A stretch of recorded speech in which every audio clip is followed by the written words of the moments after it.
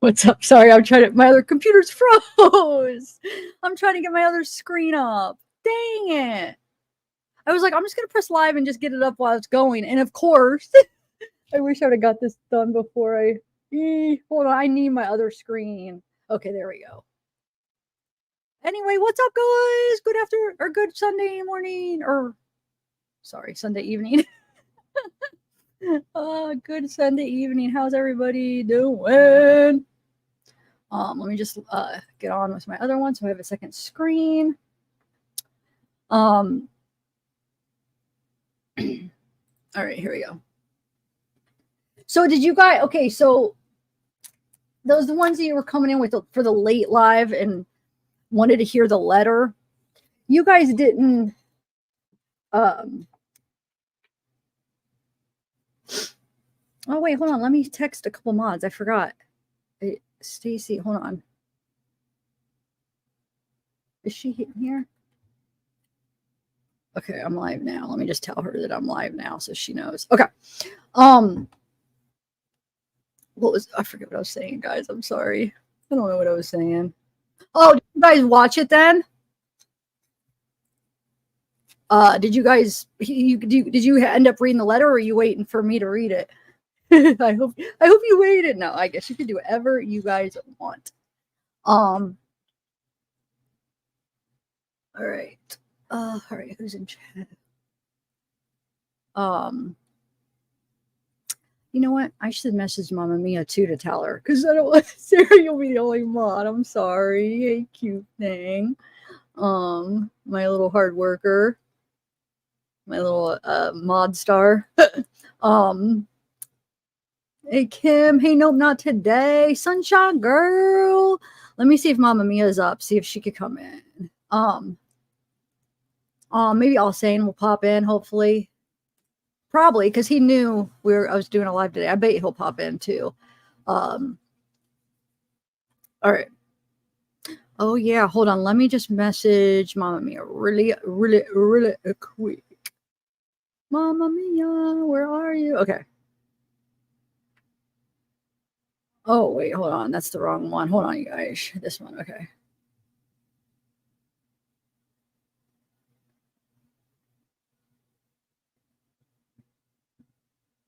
I'm live now if you can come. Okay.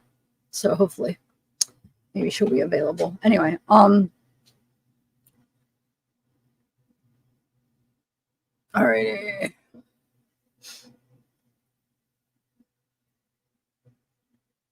Oh, thank you. All right, so I'm gonna play. Sarah made me a live intro, outro that I'm gonna use for like pre-records.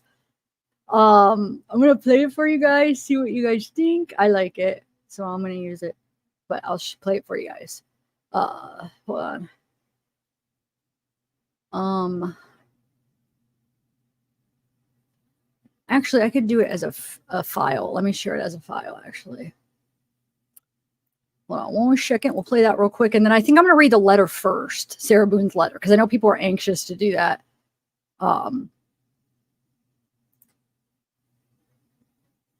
They're anxious to listen, to hear the letter.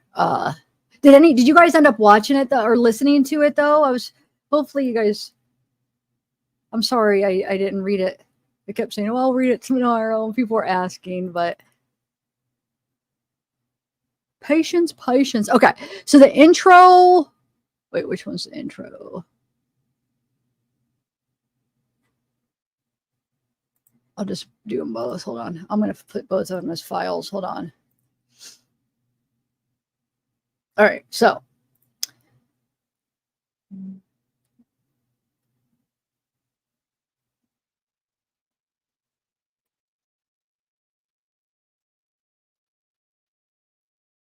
Oh yeah, I saw that. Yep. I knew it was coming though. I mean, it was coming. They were talking about it, so it doesn't surprise me that it happened. Yes, another Sarah Boone. It just came out just like a couple days ago. Yesterday or the day before. It would have been the day before yesterday, I think. Yeah, so I'm gonna read it. I read it yesterday, but I'm gonna read it again because I didn't upload that live. Okay, so here is the intro, Sarah. Yes, I give you credit because you made it and I love it. It's your artwork and everything and what you made. But here, I don't remember which one. Hold on, let me make sure. I'm no good at being good, but I never said I was. That's the outro. Okay, so that's the outro. I'm gonna put it, but I'm sorry, that was loud. That was loud because sometimes the videos are louder than the mic. I'm sorry. So that was the outro, and then I'll put the end screens. Okay, it's real like short, you know, because you got to do short, simple, to the point. But let me turn this down a little bit. Sorry, guys. All right, here we go.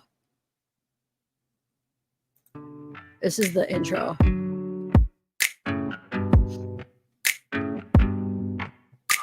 It's too late now to turn around and back again. I made my bed and now I lay my head in it.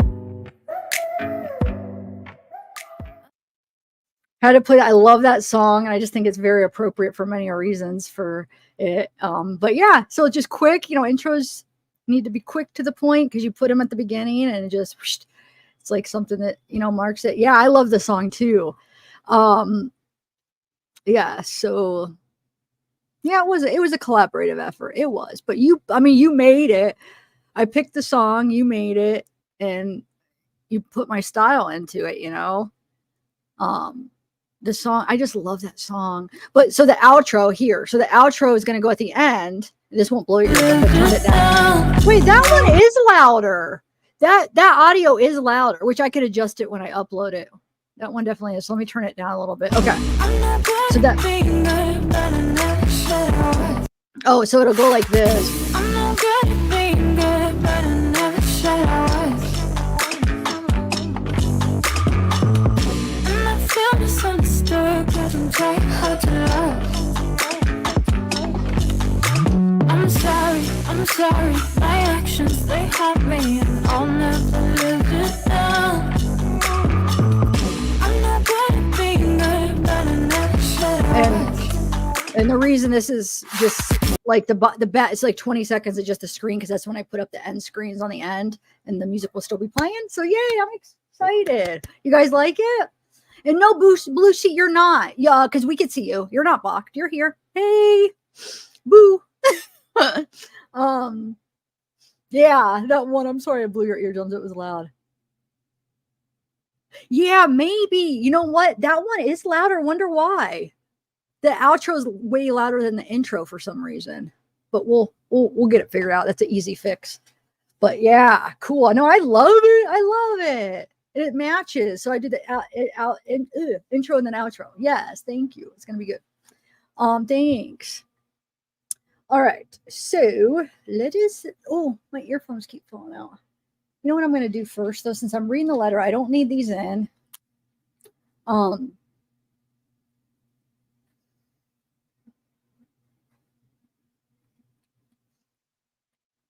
Okay, so let's do the letter.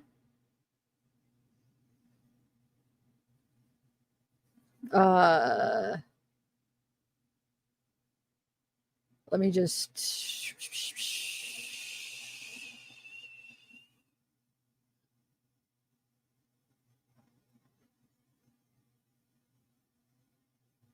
Okay. Share my screen. Okay, let's bring it up.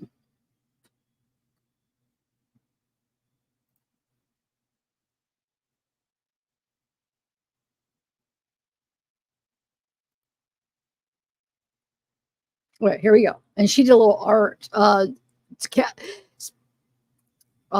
Sarah Boone. She did a little. She's looking for a lawyer. She's trying to get a lawyer. Yeah. The blanket, guys. Anyway. Oh wow, it's late. Hey Terry Cooney, Mary, the meow, The Meow Mix 2005. Aw. Hey, Susan. Secret Forest Creature UK. What is the secret forest creature?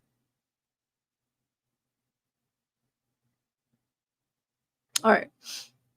Let's do it.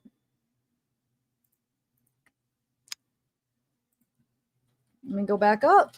I'm going to try to read this again. This one's hard. They're always hard because she doesn't finish sentences. Like her sentences aren't complete. It's weird. So it's like hard to read because you think there's more words coming and then that's the end of it. And it's just like, wait, or it's very, you guys go get this letter and then try to read it out loud. It's just very hard. It don't matter how many times I read it. All right. So we got July 8th, 2024, Honorable Judge Michael Kranick. And then it, has the address. Okay. Sarah Boone has the case number. Judge Kranick. Okay. So this is the letter to the judge, right? Where's my discovery? I'm still waiting for you to provide me with the contents of what former attorney Cashman supplied to you in the court at the surprise status hearing held in secret on 6/28/24 at 1:30 p.m. So now she's acting like it's some secret hearing. Okay. Your designated clock of unfair judgment ticks empty and incessantly while waiting for you to deliver. As usual, it's in your favor, in your nonchalant, relaxed, unconcerned attitude of me to receive. You are robbing me of precious, life-saving time to fully, properly defend myself. And on top of my already and still being violated constitutional rights and being forced to represent myself based on false information, I do not even know what is contained in said discovery after being withheld from seeing all to date. And for the first time in said surprise status hearing, along with my supposed digital evidence being produced by Cashman, finally, after never being shown any of during her representation, her response to me when I would ask to review was, your first attorney said he reviewed it with you. That was over 4 years ago. You're my attorney now, and now I did not. I don't know. And now I did not. This is what I had to deal with. See, what is she even trying to say? So she's saying basically her attorney, when she asked to review it, her attorney, it was saying, well, your first attorney already reviewed it with you. And she's like, and Sarah's saying, well, no, that was 4 years ago. You're my attorney now. And now I don't get this next part. And now I did not. Don't know what she's trying to say there. Anyway, this is what I had to deal with. Oh, no, I did not. Sorry. Why was I saying now? I read that wrong. And no, I did not. So she's saying she didn't review it basically with her other attorney. Okay. Sorry. I read that wrong. And no, I did not. Anyway, this is what I had to deal with. I have not seen its entirety and completely to date. Please note, I do not have access to a computer to view these materials. I am doing my very best to figure this and everything else out as I go in my newly unwanted forced position of pro se. Please do not penalize me after even greater than being already. Don't penalize me even greater than being already. I'm trying. Please know also, I am in an open bay dorm living with 63 other inmates. I need to figure out how to view anything securely to avoid further exploitation and mean ignorance. There is no privacy or individual access in jail. Cashman, I am glad I could help you shine in the courtroom and that of the judge by you professionally and finally bringing everything I've been asking for since day one.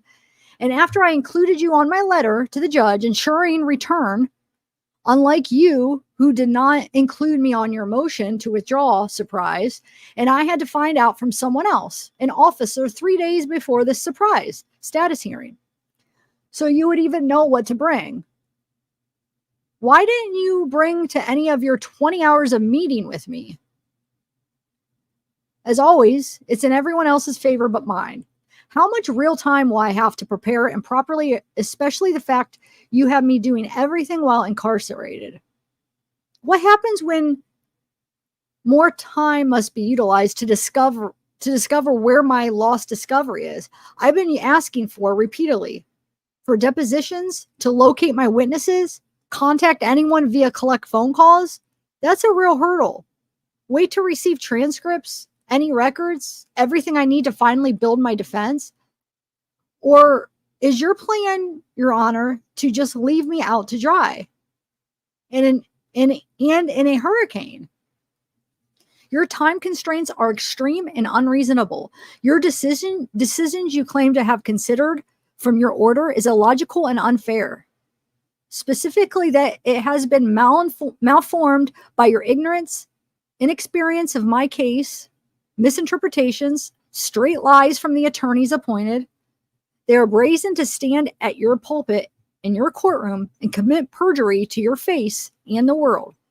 But yet it's me. It is my belief, and from your order, that actions speak louder than words. The court is sabotaging me, forcing me, pressuring me, setting me up for failure. If any of the prior attorneys would have included, cared, collaborated during their time of representation, you not being brainwashed, impartial from believing everyone over me, and implementing your intricately misconstrued, unfair order formulated from, I would not be writing yet another letter, would I? In the meantime, while your clock ticks, I still don't know what that word, what is this word she's trying to say? Whatever this word is. I don't know if that's a C or an O or an A, if that's an R, N, I don't know. But anyway, your clock ticks, and loud as I wait for you to deliver anything, even more fingers, and noticed that they really do point back. So she's talking about, remember the last letter about the one finger pointing forward and the three back? I think she's referencing that. Where am I? And I am defending myself against your inaccurate, libelous, I can write letters to order. Please, would you post my included document in your break room, wherever you think it may be seen and understood, unlike me in your courtroom? How about by the copy machine, where your essays should have made me, I think it says essays, right? Where your essays should have made me, the news crews, Court TV, professional YouTubers, and photographers, the world, a copy of the notice of hearing wherein all aforementioned improprieties occurred, and then some, including the drop-off of my case materials. Said order being ordered, and me being pulled by my uniform to exit your courtroom while still trying to speak and defend myself against all the mayhem and chaos, especially the surprise of being there unprepared and without notice. Oh wait, my posting. Everything supposedly is public record, and there is no notice at all. Another, it's in your favor moment. It's in your favor moment. It's a group effort. Saboteurs. Surprise. I shall return. Nothing is impossible. Believe. Hopeful. Grateful. Waiting. Thank you for posting. Sarah Boone. Remember, please, Judge Kranick, fair, neutral, impartial. You must be always. I can do all things through Christ who strengthens me. Philippians 4:13. Yeah, and then she's got the inmate seeks attorney, looking for prosperous challenge, ready for your close-up on national television. Are you zealous with a side of keen? Show the world who you are. I mean, like she really took the time to make this. Qualifications, look. Okay. Do you think anybody's gonna do this like pro bono? So if anybody's out there and you're a lawyer, I mean, this is what you got to have. You must be trustworthy, honest, passion-driven, open-minded, exceptional problem-solving skills, client inclusion at all times, team orientation, collaboration, extreme efficiency in listening, communicating, understanding, dedication to success, possessing a winning mindset, capability of excellence and representation, committed, maintaining faith in the client and case with the ability to think differently, overcome all circumstances. Epic opportunity awaits. Sarah Boone, Orange County Corrections Department. Invest in the oppressed. Believe. Show. That's what we got. Vote for Pedro Naughty. Oh my god. Napoleon Dynamite. I love that movie. Okay.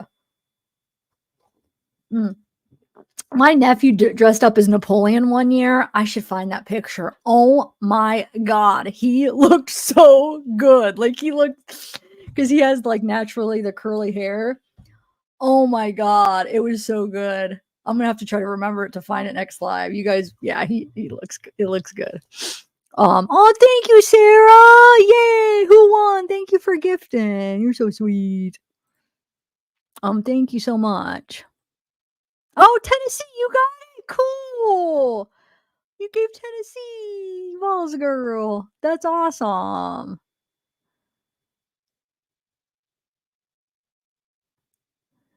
Oh wait, what did Uncivil? I love Uncivil. I mean, I guess I don't know him that well, but when I was going through all that stuff, he was one of the few people that like looked at it fairly, and I didn't even know him.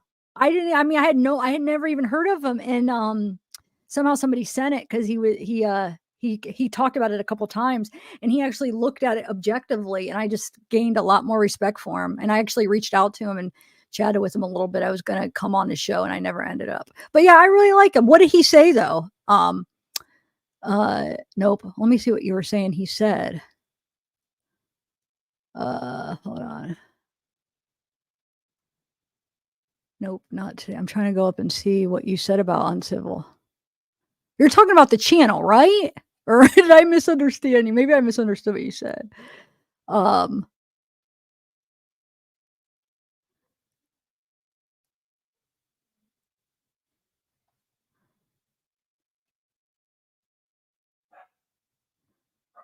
Right.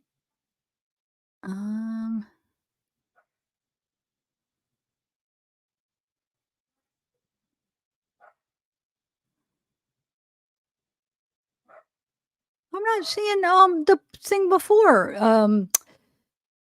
No, not today. What you said before.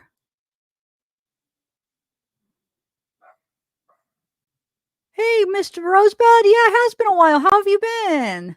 It's nice to see you. You been good?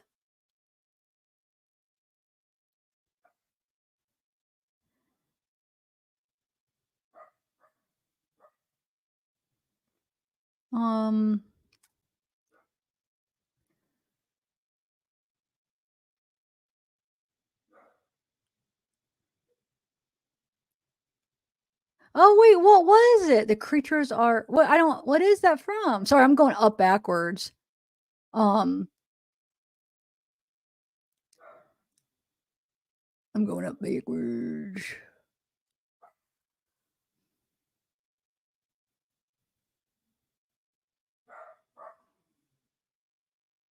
Oh, okay, I see. I must have missed that.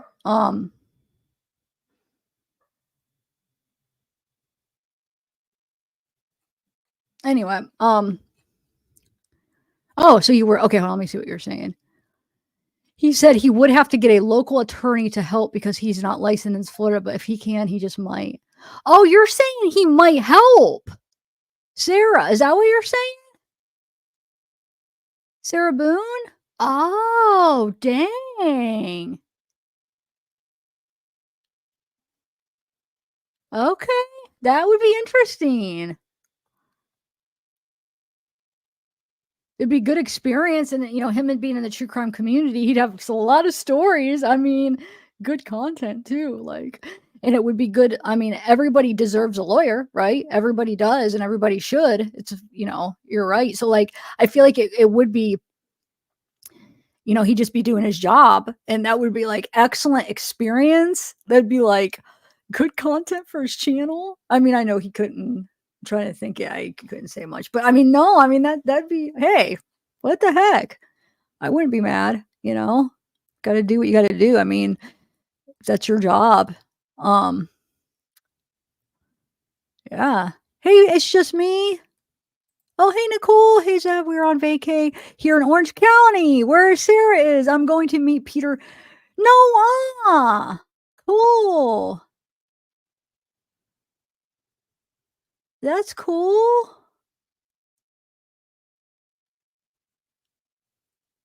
Oh, yeah. Um, yeah, you live next to a forest? Okay. So that's that, guys. Now let me put in my earphones because let me see if anything. Hold on. Let me see if there's actually any videos before we go to Rachel. Like I said, then we could even. I mean, if there's anything else too, we could talk about really. But I want to give some attention to the Rachel case. I know they caught him now, but like he's going. He's supposedly supposed to going to trial. October. There's some. All right, hold on one second. Let me type in something. I just want to see if there's anything. Any new videos on Sarah that we could see.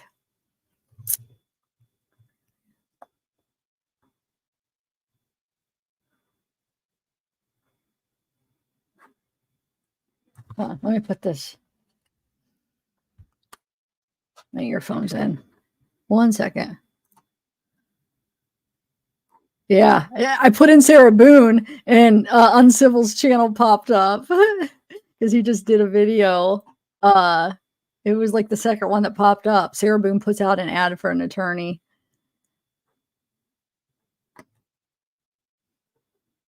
Wow, everybody's doing the letter. Dang it. I would have been the first because I had it up yet. No, it's fine. Yesterday, but everybody did it today or last night. Not everybody. I'm sorry. I'm just like putting Sarah Boone as all the news, all the people that are doing the letter. So yeah. Huh. Okay. I might have to watch that on Civil later. All right. So, all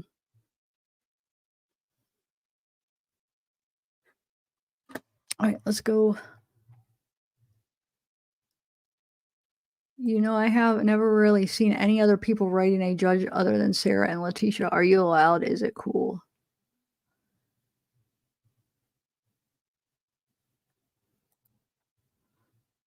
Oh, that is the cutest thing. Oh. I'm gonna star that so I could read it again later. That's so cute. Okay, so let's watch. I almost want to watch that Law and Crime that we watched on that Rachel because that was such a good one. But we won't watch that first, but we might have to watch that again because I'm sure a lot of you guys weren't even here anyway for that first live. So we might watch some of the same ones. All right, so I'm gonna play a quick one here. So Rachel Morin, actually, let's get into the basics, right? Does everybody know the Rachel Morin case, like what happened and stuff?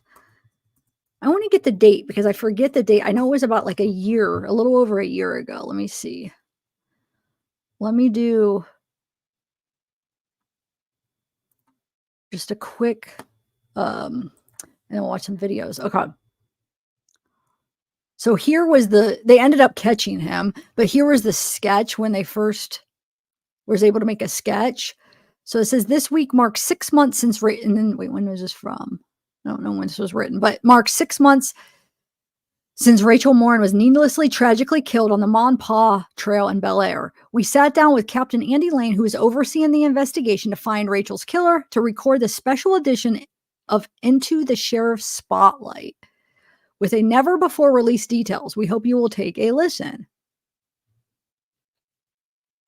All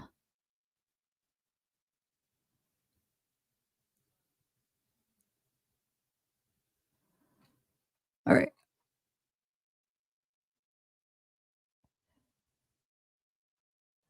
Well, let me take that. Okay, well, I'm trying to get, there we go. Over the last 6 months, detectives have conducted more than 100 interviews and followed up on more than 1,000 tips. Their investigations had led them to 7 different states, with 10 federal, state, and local agencies assisting. Thousands bilingual flyers have been distributed in Maryland and California. Because remember, he did a burglary assault. He broke into a house in California. now I didn't know at the time, they didn't release the age. They just said minor, but now they're saying it was a 9-year-old girl. I don't know the details. I guess somebody else was in the house too, maybe her mother or something. He broke in, assaulted her. Freaking, there's that video where he's walking out, he's holding his shoes in his shirt. And we'll watch that in a minute. And he's walking out, and he's like you could tell he's like talking to somebody. So somebody's making him leave. So they got DNA, and then when they got DNA off of Rachel, freaking it matched. They didn't know who it was, but they knew it matched. They knew it was the same guy. Well, they found the guy. He's from El Salvador. He murdered somebody before he came here. He's been here. I think they said he was there a year before them. A year total, but like I don't know. I think around a year, but they don't know who he's assaulted, or I mean, he could have done more than what we know. So Rachel was going out for a run in the park, the mom and pa park, and never came home. Her boyfriend called it in, like, hey, Rachel never showed up. And she was found. Now they said she was SA'd. But let's see here. So just this week, we're able to finalize a sketch. It says, listen to Captain Lane explain how the sketch was developed, and then please take a look and share the sketch. We believe there are still people who can provide information. Detectives believe the killer may have been in the area for days before the crime. Will he say he was here? Where did he stay? Okay, so let's watch this video actually.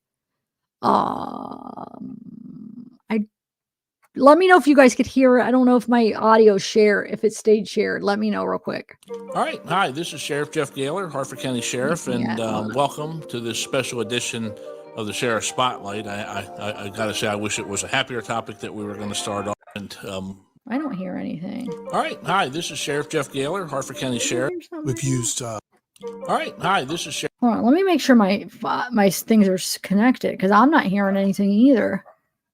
Oh, they're not connected. Okay. Were you guys hearing something or not, or no?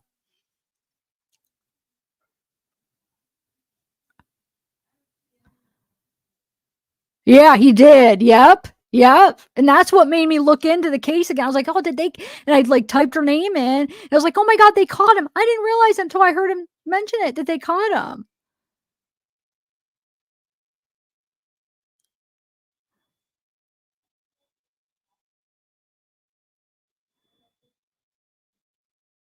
All right.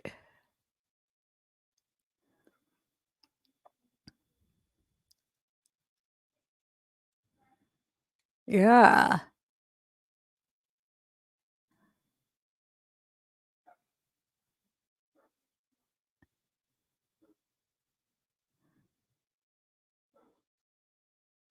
Okay, so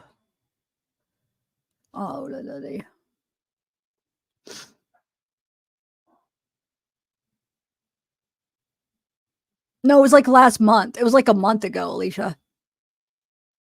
Hey, I'm perfectly perfect. Were you guys able to hear that when it played, though? That's what I was waiting for. I was waiting for answers. You were? Oh, you were. Okay, good. I didn't see those. Sorry, I was up too far. Okay, that's what I was trying to see if you guys answered. I'm silly. I couldn't hear because my things weren't connected. All right, here we go then. You guys could hear. So let's see what this is. I don't even know what this video is.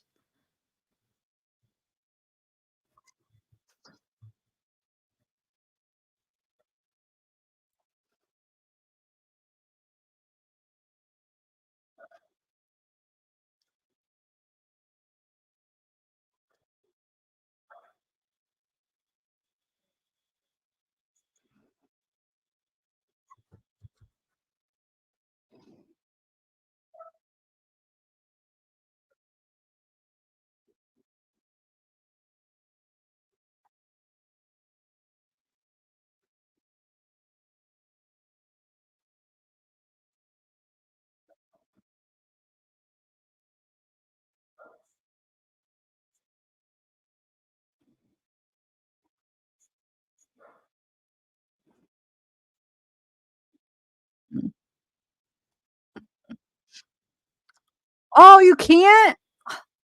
I need to stop. I'm so behind on comments. I think I'm current, and then I don't think. Okay, hold on. It must have gosh dang it. It must have when I hooked up my headphones, it must have redid it.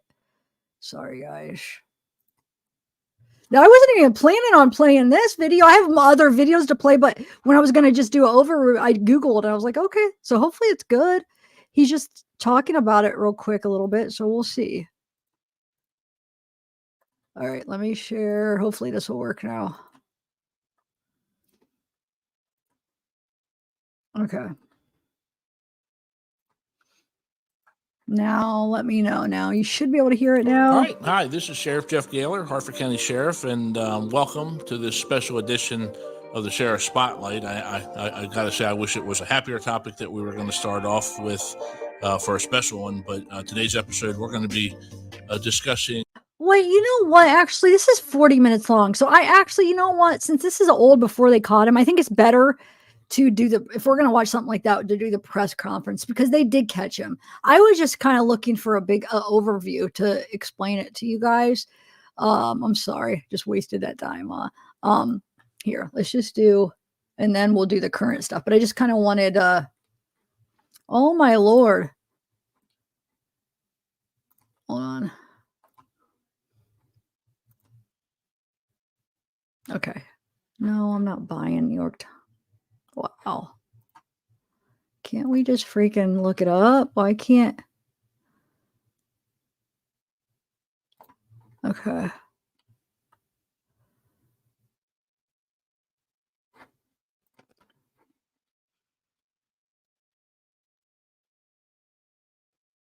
Okay, let's do this. Here we go. This is actually a good article. Okay, so it says how police finally tracked down alleged killer of Rachel Morin, mom of 5, okay? Who vanished while out on a run. Okay. Maryland also, and here's Rachel, and here's the guy. They caught him, okay? Hi, beautiful disaster. It says Maryland authorities have revealed how they tracked down the man accused of killing Rachel, a 37-year-old fitness enthusiast, mother of 5, who disappeared while out on a jog, August 2023. So it was August. So it is not quite a year. Okay, I thought it was a little bit more than a year, but it's not quite. Okay. Morin remains were found on August 6th, a day after she vanished from her run along the Ma and Pa Trail in Bel Air. Maryland Hartford County Sheriffs. They told people. More than 10 months later, on June 14th, police arrested Victor Martinez Hernandez in Tulsa, Oklahoma, Galler said in a statement. In charging documents, Hartford County authorities say they were able to track Martinez, 23, using DNA recovered from Morin's body that they connected to the suspect through relatives he had been staying with. Morin had been beaten to death and essayed, had DNA present in several parts of her body, police said in charging document reviewed by People. A genetic profile generated using the DNA samples indicated to authorities that the samples were all from the same individuals, authorities said. Police then conducted further DNA tests that came up with results of a possible relative of the unknown person. After an investigation into the family lineage, police were able to identify Martinez Hernandez as the suspect, the document alleges. Investigators spoke with his relatives, who said the suspect began staying with them last December and left in May, per the document. The relatives also provided authorities with his clothes and shoes, which suspect reportedly left behind in the residence, police said. DNA recovered from those items allegedly matched the samples recovered from the crime scene, per the document. And we're going to watch this video in a minute. We'll watch it again to, if not everybody's seen it. It says, soon after Morin's killing, the suspect was allegedly linked to a home invasion in Los Angeles in March 2023, where a woman and her child were assaulted, Gaylor claimed. Martinez was identified on May 20th, police said. Authorities claim he allegedly fled El Salvador and unlawfully entered the U.S. in February 2023. So, if he entered in February and the murder was in August, yeah, he wasn't even here a year before he murdered her. But I think a total, so May, Yeah, like around a total of it before they caught him and stuff. It says, in the obituary posted after her death, Morin is remembered as the life of the party who had a knack for making people laugh. She loved fashion and ran marathons. She's lived her life with an infectious zest, spreading joy and love wherever she went. Martinez has been charged with 2 counts of murder, 2 counts of R, and 2 counts of assault, according to the charging documents. It wasn't immediately clear if he has entered pleas for the charges. And they were not able to reach the public defender assigned to the case.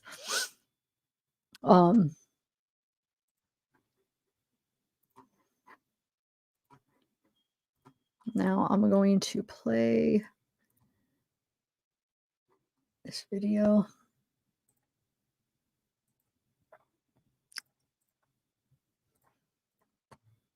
I can't, it just sounds like a very violent and bad freaking death, dude. I can't even imagine. All right, let me share this screen, play a little video. We're at the trailhead along William Street, the very popular Ma and Pa Trail. And this is where, along with fresh flowers and messages for Ms. Morin that were left today, there is also now a big thank you note for the community on a sign announcing the suspect's arrest. A suspect who will be back in Maryland sooner rather than later. There's a sense of weight that's been lifted off because this last 10 and a half months, I think about this case every single day. Reaction from Rachel Morin's loved ones to word from authorities that the man accused of killing Ms. Morin last summer when she went out for a run along the Ma and Pa Trail will soon be on his way back to Maryland to face charges in the case. I intend to go to every hearing for every second, every single day that I'm allowed to go to. 23-year-old Victor Antonio Martinez Hernandez was arrested at a sports bar in Tulsa, Oklahoma late Friday night, according to police paperwork, held without bail over the weekend on fugitive from justice charges, according to online court records, and waived extradition proceedings at a court hearing today, officials tell 11 News, adding he will be back here in Maryland in just a few days. We still want Tip to try to put a timeline together so that when we hand this case to the prosecutor, to Miss Healy at the state's attorney's office, that she can put together the best case possible to ensure this guy never sees the light of day again. The Harford County State's attorney says she plans to personally prosecute the case. Her office tells 11 News now that Martinez Hernandez has waived extradition proceedings, they are currently coordinating his transport back to Harford County, which will be done as expeditiously as possible. This arrest does not mark the end of this investigation, the sheriff says. He says they still need help from the community to nail down the timeline, the when, where, how, and the why of what the suspect was doing here in Bel Air and the surrounding areas. Reporting live tonight, I'm Kate Amara, WBAL TV 11 News. Ma and Pa. So why didn't I realize? I thought that the guy that was talking, it said father of Rachel's oldest kid. Why was I thinking it was the same father? So she has 5 kids. I was thinking he was the father of all of them. So the newest boyfriend, maybe did she have any kids with him? Well, let me bring up some old pictures here from when it first happened to cover the case.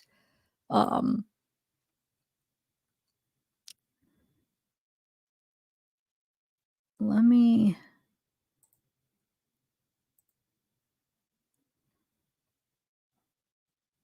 bring that up. Okay. Yeah, pointer lover, we can see you. Yes, you are here. You are here. I put your thing up on the screen just a minute ago. I put one of your comments up there. I don't know if you saw it, but I'm going to bring up my file I have from her from before. All right, here we go. This is what I created, this file from before. There's a few Hannah ones mixed in because I remember we were kind of, when it first happened, we were considering if it was related, but we found out it wasn't. Hannah's was a drug overdose, but it was because there was, they basically described the same type of male, like the same age, Hispanic. They described him the same. So we were like, oh my God, could it be the same one? So there, if you do see a few Hannah, like this is Hannah, this is somebody else. You guys remember her? The one on, I talked about her, a soft white underbelly, but okay. So let's watch what I was going to show. First, I was going to try to find that picture of, hold on. There's that video, but, oh, here it is. Here's pictures of where they found her body. Remember I was trying to describe it yesterday? So they found her in here. And it was like light out. I mean, it was in the day. I mean, evening. I mean, it wasn't dark. What time was it? I have to go look at the time. But like, he had to have, you know, took her back. Oh, I can't even imagine what she went through. But yeah, she was found in one of these tunnels here.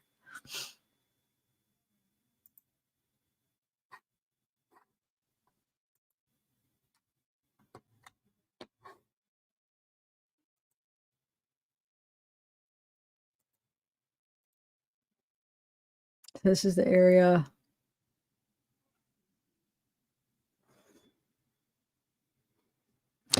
Oh, there are 3 dads. Okay, thanks, Pointer Lover.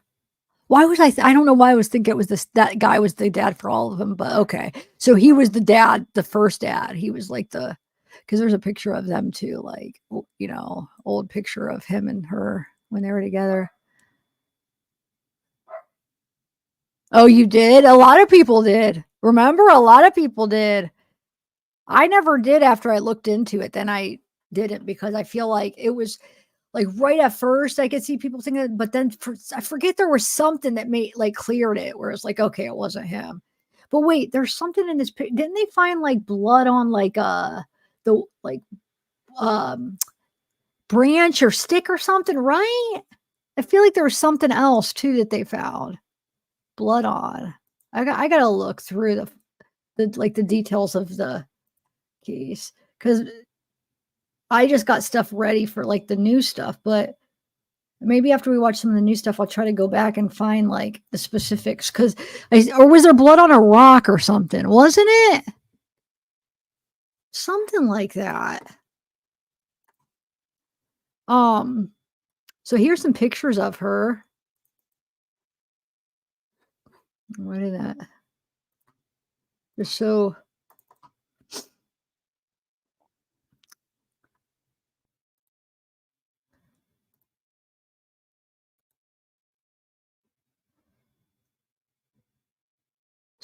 Derek said they were scouring the woods beside the trail when I went by on the trail around 1:45-ish and we're wrapping up around 2:15-ish, mostly plain clothes with a badge and sidearm. Anonymous member, years ago, I went off the main trail and took a path that was around the main tunnel to find Kelly Field. Never did that again. There was a homeless camp that I had to pass by the area. Huh. There was a large homeless camp. It's showing an area. And I'm talking about sleeping bags. Huh. Talking about a camp back there. So Hartford County Sheriff's says, I saw her at 6:30. I don't know if you guys could read this, some text. This is from, you know, when it happened. So somebody saw her, Dan Gray. I saw her from 6:30. She was walking out of the parking lot and made a left onto William Street. Left a message on the detective's voicemail 35 minutes ago. And it says, you saw her not on the trail? Yeah, me and her both went, then dropped her back off at her house at 4:50 p.m. I think if he knew the answer to this, he'd be a suspect. Somebody says, this is her right here. This is her. That was her current boyfriend, Richard Tobin. Says, I love Rachel. I would never do anything to her. Let the family and I grieve. Yes, I have had a past, but I also have 15 months clean and have changed as a person, please. Yeah, a lot of people, because he had like a record and like a drug past and stuff, so there's people that were blaming him. And then the update, at approximately 1:07 p.m., a female was located deceased off the Mom and Pa Trail in Bel Air. The identity of the victim, as well as the cause and manner of death, are still under investigation. We ask that, since this is a very active and ongoing investigation, please refrain from posting any details you may know or guess on this post. We want answers as much as you do. Thank you. And then it looked like her head was smashed in with a rock. That's right. There was blood on the rock, right? Yes. Thank you, Pointer Lover. I remember that. Yes. I thought I would remember something. Yes. Okay. Yeah. So I remember this guy doing the interviews too. I remember watching his interviews. So he says it looked like her head was smashed in with a rock. Local who found Rachel Morin's body on Maryland Scenic Trail reveals missing mom was fully naked and half of her face was gone. Oh my God. So now he knew, and we also know he R'd her too, because it wasn't out at first if there was like an SA. Wow. So the guy probably, hit her, R'd her, and then beat her with some rock. Oh my God. And then put her body in that tunnel. Just sick. People are freaking sick. So this has a map where it shows the Mom Pa Trail parking, the house. This is the baseball field. So wait, I'm trying to remember where the tunnels were. Shoot. Which one is circling? I don't know. Pony will ever help me. What? Because this is old, like all my files from when it happened. And I forget why these are circled in the arrow. Because I don't remember the area. Because it's been so long. Oh, you do, Alicia? Wow. I think it was a rock or a tree trunk or something.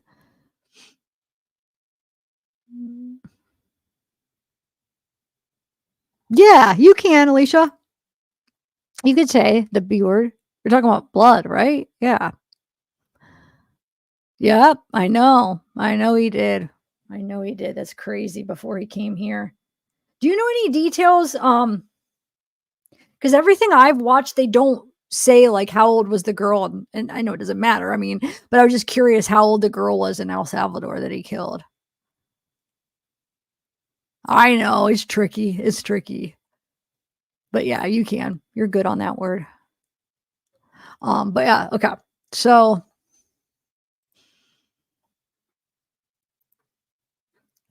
this is the boyfriend at the time. Says, please share and walk for remembering Rachel. You knew Rachel. You knew she was the sweetest, kindest, very special woman. Come support Rachel. And oh, this is the shoe because people were trying to figure out what shoes in that video. Let me actually hold on. Before I go farther on that, we'll look at the rest of that, but let's play that video first. Hold on. I think it was on here. Okay. So here's the video. So this is from the 9-year-old. He burglarized and assaulted a 9-year-old. And the DNA they found from this attack matched the DNA on Rachel's body. That's how it was a big point in, finding out who this guy is, right? So this is him. This is him. This was what, months before? And we went over that so many times. So somebody's let him out because you see their hand. He has no shirt. We don't know what kind of assault it was. Oh, thanks, Pointer Lover. Thank you. She was 21. Okay. Thank you. I'm glad you know a lot about this because I don't know some of these details. But thank you so much for joining. Welcome, Pointer Lover. So yeah, remember going over this so many times? Oh my Lord, we're trying to figure this out. So we noticed like he was carrying like his shirt probably and sweatshirt or something. He had his shoes in his hand. You could see his phone light up. So it's like we're trying to figure out because look, you could see her hand closed. There's somebody right there. Now this was after an assault. Now we know she was 9 years old. He broke in. Okay. So we're trying to figure out like who was letting her out. or letting him out. Like, so somebody must have caught the act of him assaulting the 9-year-old, maybe the mother, I don't know for sure, and then like made him leave and then called the cops after, and then they got DNA. So I bet you they're the ones that helped with the sketch, because they would have got a good look at his face and stuff. But they're probably just scared to death, just trying to get him out of the gosh darn house, right? I mean, this guy just broke in and has assaulted a minor. So if the mom walked in or whatever happened, they're probably just like so happy to just like get him out, because I mean, it could have been dangerous. And then they call the cops. Oh, hi, Aussie True Crime. Welcome. Thank you for coming.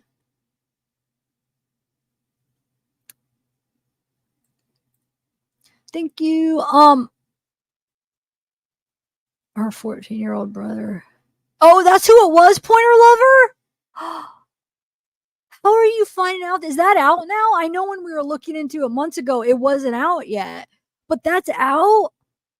I did not know that. I was so, dude, I've been wanting to know that so bad. So that was her fourth. I'm surprised he went so willingly. Well, I mean, he's probably just like, let me get out of here without the cops. Wow, dude. So where were the parents? So you guys, Pointer Lover saying, because they didn't give us any, they didn't, before, like, when they released this video, they wouldn't give us any information on it. They wouldn't give us the age of the person, which is fine because it was minor, and who was all there or anything. They just said it was the burglary and it was this guy, the same guy.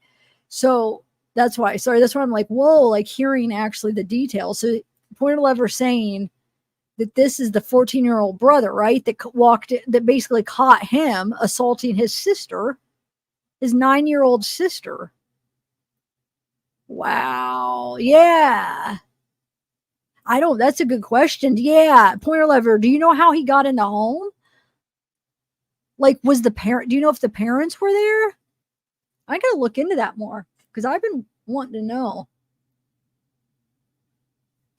But this is him, guys, and they got him. They got you freaking creep. Disgusting. Ugh. Come to our freaking country and think you could do that? Nope. We will catch you. We'll catch you. And you know what? They're not going to be so nice to you in prison. No. I hope they're not. Jerk. Anyway, I hate him.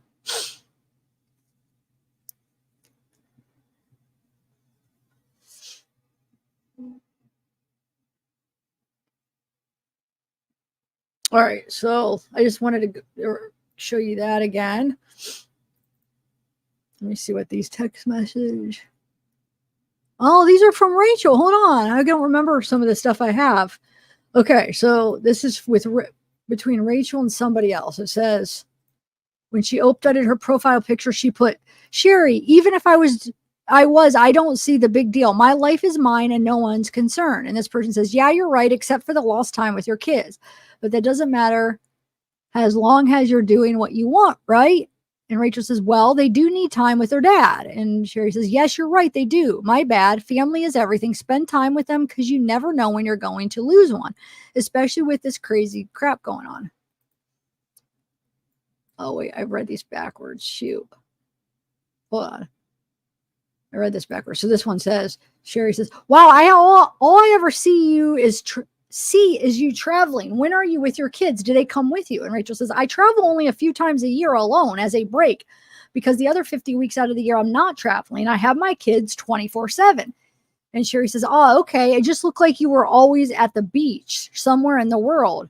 Oh, don't go to Costa Rica. It's hot as F there.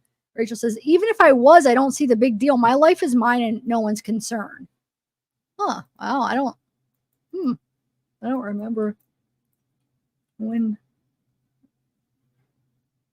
Well, it was a year ago. I forgot about these. Yeah. And then she said, yeah, you're right. Except for the lost time with their kids. They do need time with their dad. And okay. Interesting. All right. So, and these are like messages, but we don't have to. I mean, this was when like people were like suspicious of him. Richard, the current boyfriend. So there was like, text messages were coming out. He's innocent. He had nothing to do with it. But so somebody writes to him when they're like, because there was a lot of people coming at him. Media. I mean, everybody was, not everybody, but a lot of people were, thinking he had something to do with it. So somebody writes him, why are people being so ignorant, man? I'm sorry, buddy. And Richard says, I have serious matter too to deal with. People are assholes. And he said, I hope she shows up, man. I'm sorry. They found her. So I hope she shows up. So that must have been right when she was just missing. And then later, whenever this was compared to this, they said they found her.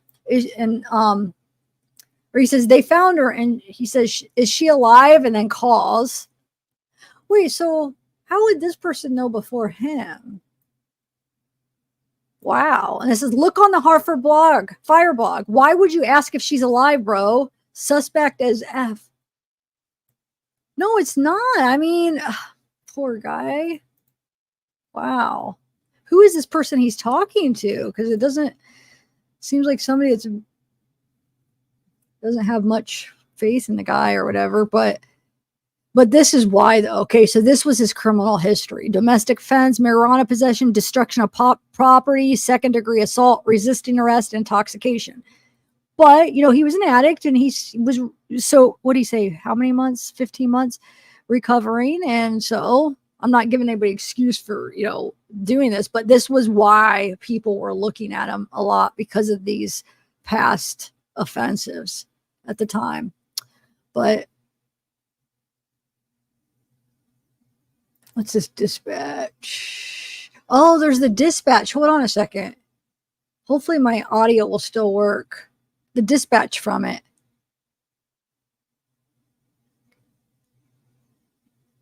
Wait. Reference the call for the Ma and Pa.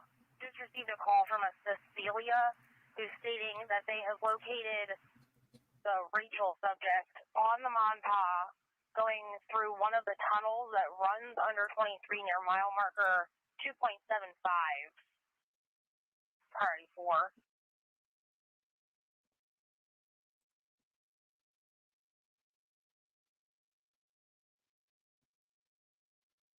No, can you guys hear that, right? 1371. Can you go ahead with that message again? That's right. We just received a call from a Cecilia who's advising that she has located the missing Rachel Morin subject on the Ma and Pa in a tunnel that runs under 23 priority 4 near mile marker 2.75 on the Ma and Pa.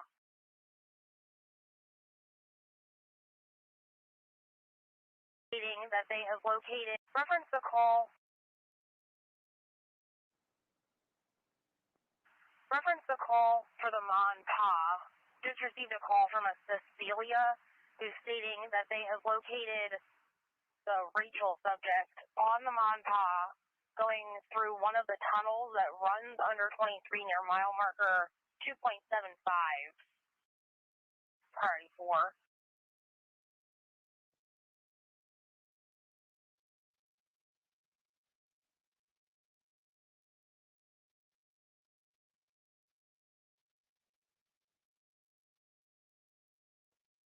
1371. Can you go ahead with that message again?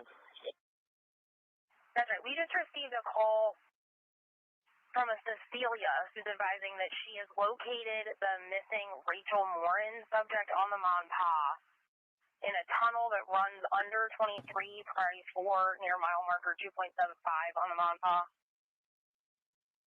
Okay. Sorry, I just wanted to play that for you. I don't know why it was so low. Sorry about that. I want to see if I have.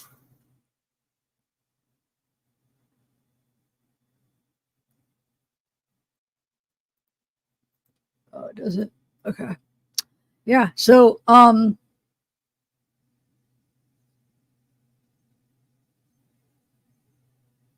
wait, what do you mean, Alicia? Seems so impersonal?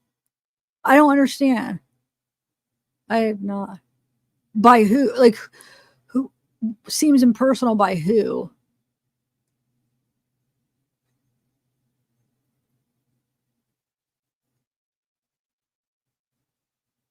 But like the way I'm presenting it.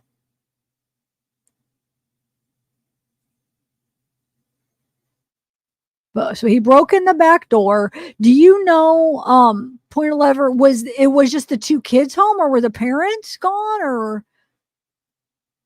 do you know anything of those details? I appreciate all your info. It's interesting.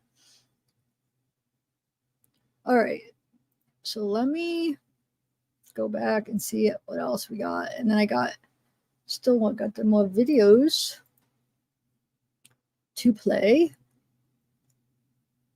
Here, let me just share this real quick. So here's an old picture of them too. The father you'll see him in some interviews and stuff. But look how young she is.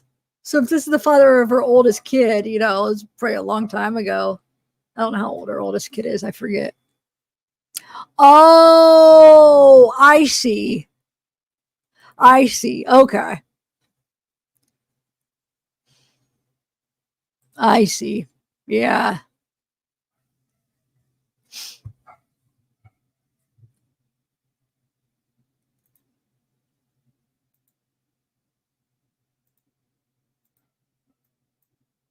Yeah, that's Hannah. So that's the other case, but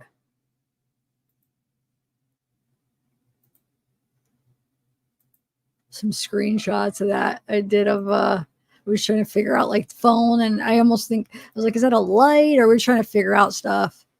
That's Hannah. Okay. That's right there. That's the current boyfriend when she died, is this guy right here, Torben.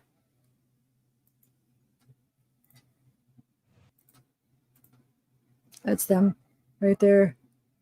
It's her. All right, let me play a couple other videos. Do you guys want to watch the newest press conference? Or I mean, it's a month old, but I hadn't watched it yet. It's about them catching him.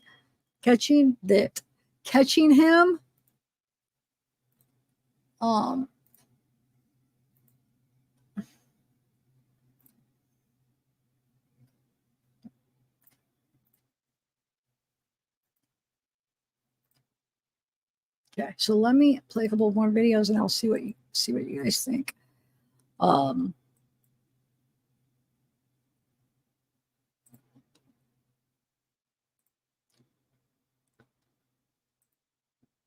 Let's play this. News Nation has a clip of this is her family talking. I think this one plays her brother, Rachel's brother, talking. All right. Republican message to America. Every party gets 4 hours of prime time. Here's the Republicans. Last year, we lost my beloved sister, Rachel. She went for a walk in one of our family's favorite places. This beautiful trail was to us a safe place where we pushed our babies in strollers, where we walked together as a family, where my wife and I got married, near what would later become the spot where my sister's body was found. Rachel, a joyful, accomplished athlete and mother of 5, was raped and murdered by a suspected illegal immigrant. This was described as among the most brutal and violent offenses that has ever occurred in Harford County, Maryland history. Open borders are often portrayed as compassionate and virtuous. But there is nothing compassionate about allowing violent criminals into our country and robbing children of their mother.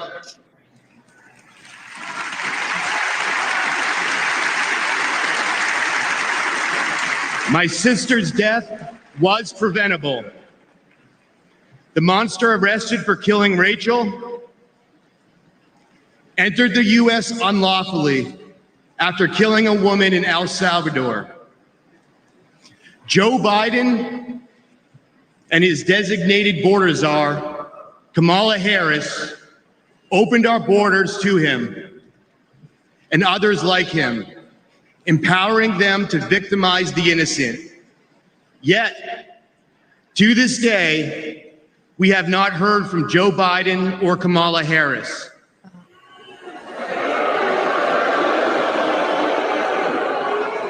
They never apologized.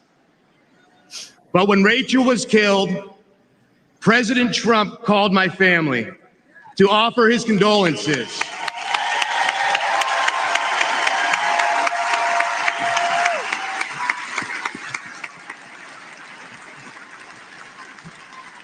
He wanted to meet with us.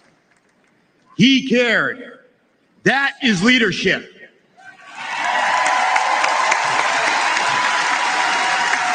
And we need real leadership back in the White House. What has gotten us through this unthinkable loss is our faith in Jesus Christ.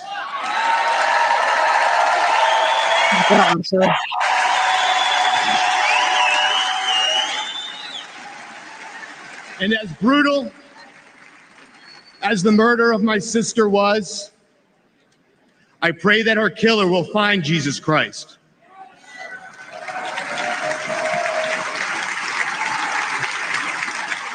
For all the affected by senseless tragedy, I pray for peace, knowing that all things work together for good to those who love God, to those who are called according to his purpose.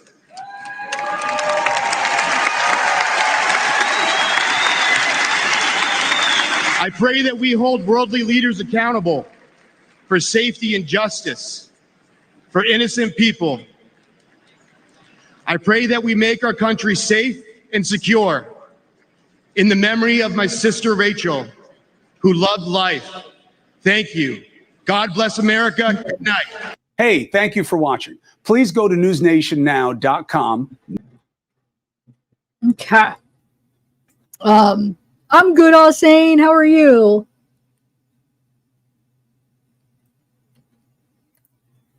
More focused yesterday. The full moon pull the energy, like pulled the no, I'm it's good. I'm good. It's been a good Sunday. Good Sunday. How are you though? You good? How is everybody? I love Sundays. Sundays are good. Sundays are my favorite days, and it's been a really good day. Okay, so where are we at? I'm gonna do sorry, I just played that. Let me play more.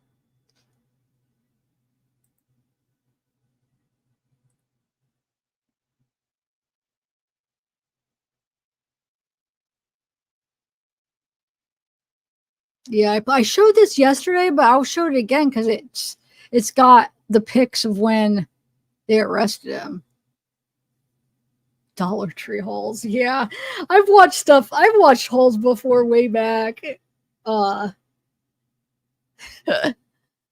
you watch him and then like actually like watch him to go find stuff and shop? So this is them arresting him.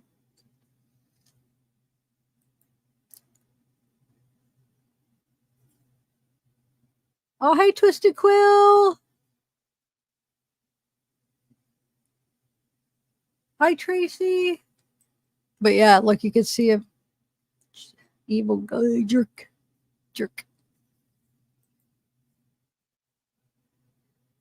Just a freaking jerk. Who's rude? Hamilton? Who's a rude? What are you talking about? I didn't see anybody being rude. I just want to see. Hold on one second. I want to see something. If the because I want to play that video, but I want to see if the thing yesterday, if it got a copyright, because I was a little nervous because it was Fox. No, I guess not. Okay. So, because I wanted to play, I'll show you what I'm talking about here. I wanted to play where you could press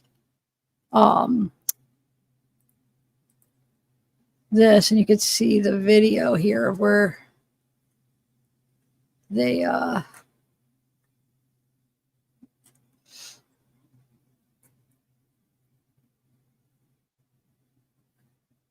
wait, which one is it?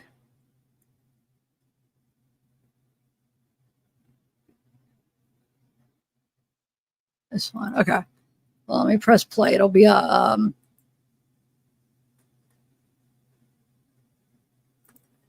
it's an ad.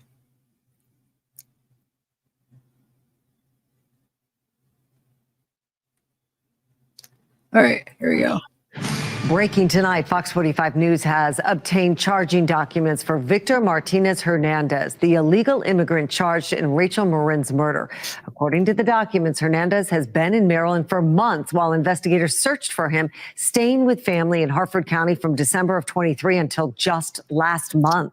The family claims Hernandez left in May and didn't return. They gave police 2 bags of clothes and a pair of shoes he left behind.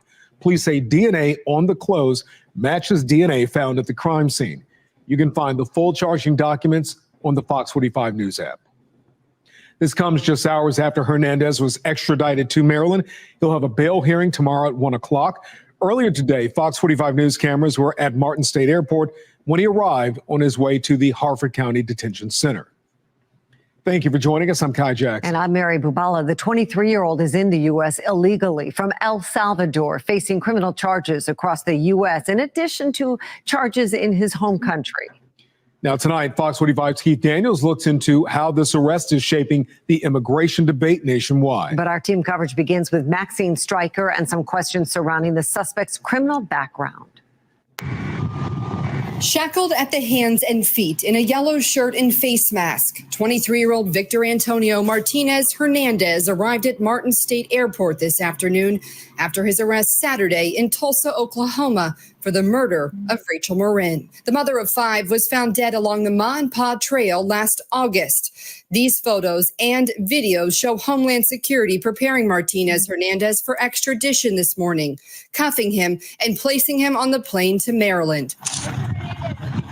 Police say he's a citizen of El Salvador with known gang ties who illegally crossed the border in February of last year after allegedly murdering a woman.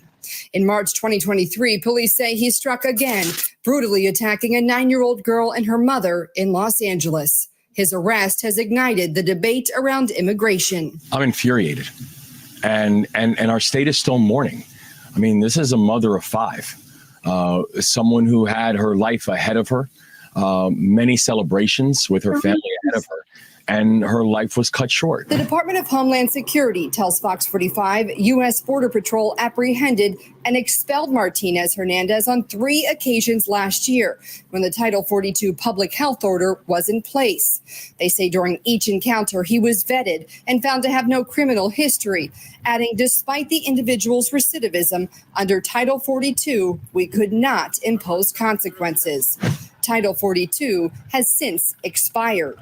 Governor Wes Moore is blaming longstanding inaction across Congress for immigration issues hitting home. Harford County in our state, where this brutal murder happened, is 1,800 miles away from the border. And so when people think this is only impacting a few states, this is impacting every single one of us. This inaction that we continue to see to get any form of sensible immigration policy done is impacting all of us. She was a mother, a daughter. Rachel's mother, Patty Morin, is also expressing outrage with Homeland Security Secretary Alejandro Mayorkas this week after he referred to Morin as an individual when asked about her death. It's a completely political statement because they're not even willing to acknowledge that she was a female, that she was a mother, a daughter.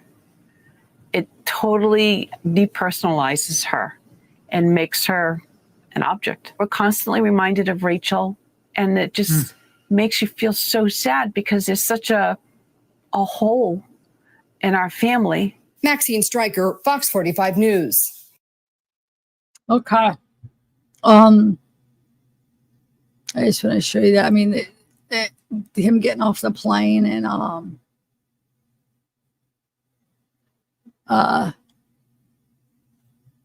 yeah, they should make him be in the prisons in El Salvador. I know. I was hearing how like that would be way worse, but I mean, does El Salvador, like, for murder? You know, different countries sometimes have different, you know, penalties. So for murder in El Salvador, would he do life though? Probably, right? They should, dude, as long as they keep him in forever. Or like have a good punishment. Yeah, should freaking. Well, hopefully they won't be nice to him in the prison of people. Oh, okay. So yeah, maybe not, because if we don't want him escaping. Yeah, okay. Well, I think the people in the prison will make sure. I'm going to play this video again, though.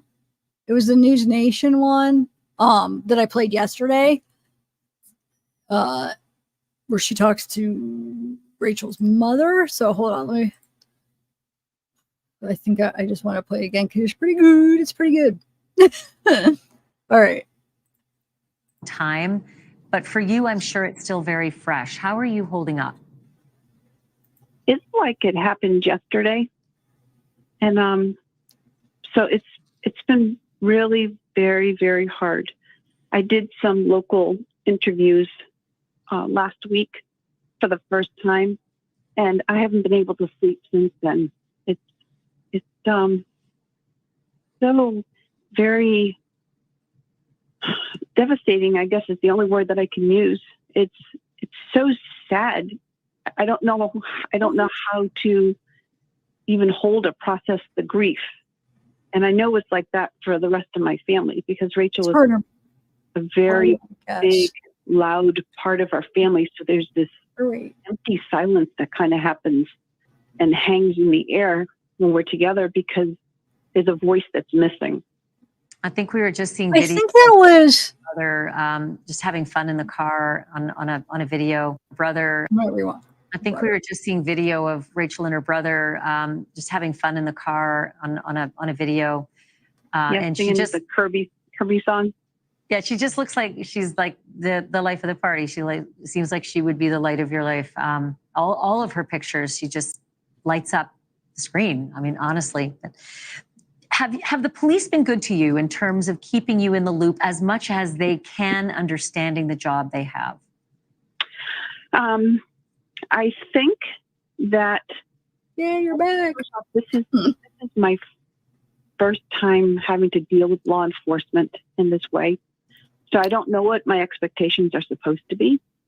I wish that this has already been resolved, but I knew this question was going to be asked to me because it's been asked to me before. And I think that law enforcement has the experience and has done this before. And I know that they know that it's a process. We as the family of the victim, because we're experiencing this for the first time, we want it to hurry up and be done with. Yeah. And I don't think that we understand that it is a process and it's them, the sheriff and his detectives, trying to put a puzzle back together and not having all the pieces and trying to figure out where the pieces fit. And protect a prosecution, because there's a whole other side of this. If they catch him, and we hope they will, then they have to prosecute him and that trial has to hold. They got to put him away. They got to be successful in that courtroom. So we understand why they sometimes can't tell us what we wish they could tell us. I do want to ask you, Patty, the video that we have seen of the killer, the DNA matches to the man who assaulted the girl in LA. And that video is clear as a bell. He is walking out of that home. You believe that his mom has seen this video and knows it's him, what message do you have for his mother and his family? If that was my son, I would know it was him. If he was a half a block away, I would still know it was him. I know my child.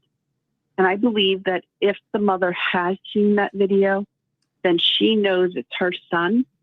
And I don't know why she would protect him. Maybe she can't believe that it's him. But if that is her son, she should say something, because by thinking she's protecting her son or protecting herself, she's actually empowering him to take another life somewhere. And that's what the police said. They believe he will kill again. Based on their investigation, they said he will kill again. I do want to ask Patty, you're the grandmother of her 5 children. How are those kids doing?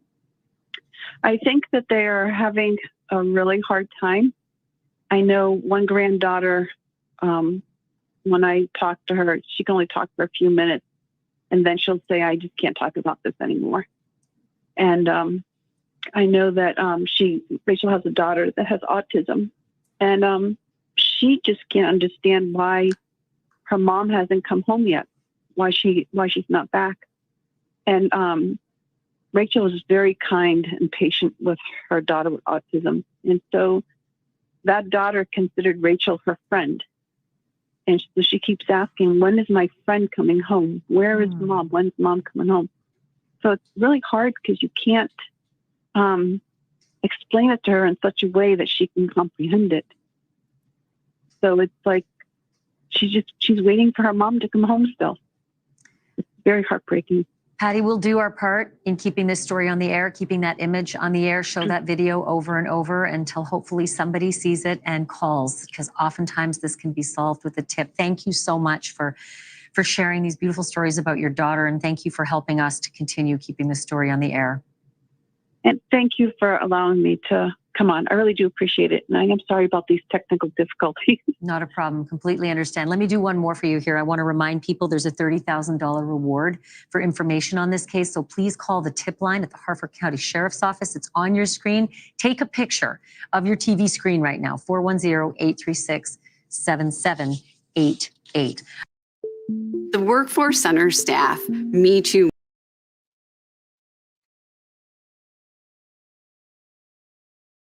Yes, thank you, Sarah. Yes, good comment. Good comment. Let me take this off. Wait, I'm stuck here. My video's stuck. I gotta exit. Oh, there we go. So no, Pop. I should do a poll. So like, I think Midwest, I think a lot of us say pop here. I know when I was in Colorado, they said soda. I know we have talked about this before. Some people just say a Coke and they mean like any pop, but I say pop.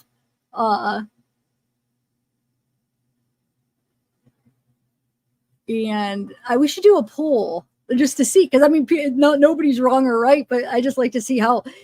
We should do a poll and then somehow like relate it to where you're from, and just kind of see like, okay, a lot of these people that's from this say pop. A lot of people say soda. Some people just say Coke, meaning any kind of pop. Some people say the name of the drink, like Sprite, Coke, Pepsi. You know what I'm saying? Soda is all Coke here. Yeah, see? Okay. Oh,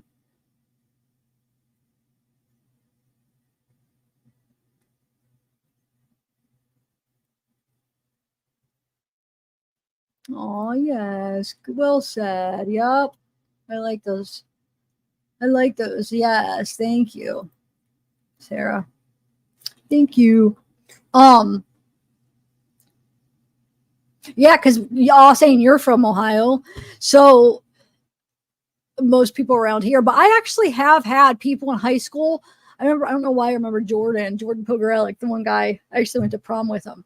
He used to say soda though, and he's from here. So I guess it's not necessarily like everybody, but you know, you always have those exceptions. But I think most people around here say pop. Did I say so? Yeah, pop. All soda's poison. Judy.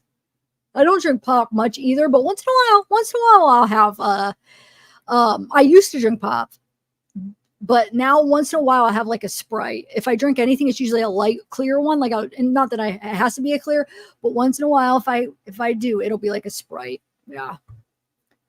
Okay, Michigan. So it is. I think it's mainly like, I do think it's a Midwestern thing, that, at least in this country, of a lot of the Midwesterns say pop. But of course, like I said, wonder, does anybody from the West Coast say pop? I mean, anybody here from the West Coast and you say pop? I'm just curious. Oh, soda in New York. Okay.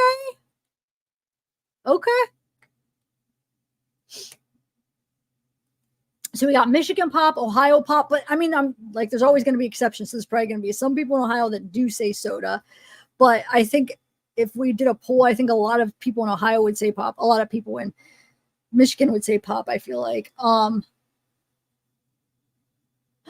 yeah, I do remember that. I don't know. I mean, I don't remember what they were called, but I remember the like gummies that were little bottles of pop. Yeah, I do.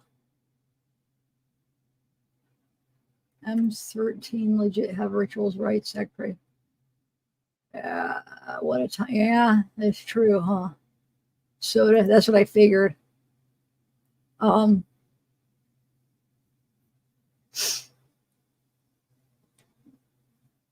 the people in Ohio are Michigan fans? There are people in Ohio that are Michigan fans. They say, yes. Are you just making a joke, right? Or are you really saying like the Michigan fans that you've ran into say soda? Okay. Yeah. Cool. That's the Sprite. Got it.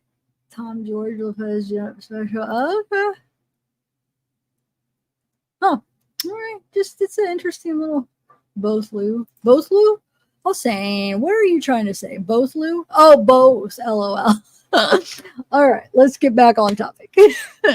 No, I mean, we don't have to, but I do want to do, maybe I can do a poll. Hold on. I'll just put one up while we're watching another video. Let me start playing another video and I'll do a poll about pop, soda, or I'll say, so pop, soda, or I'll put the name of what you're actually drinking, like Sprite, Coke, or the fourth option I'm going to put, I want to explain it so you guys understand.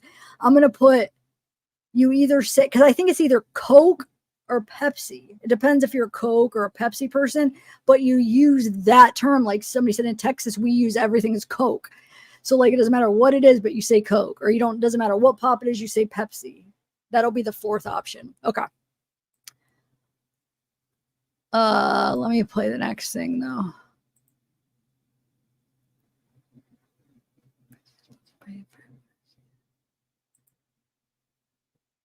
Oh, dang it. I have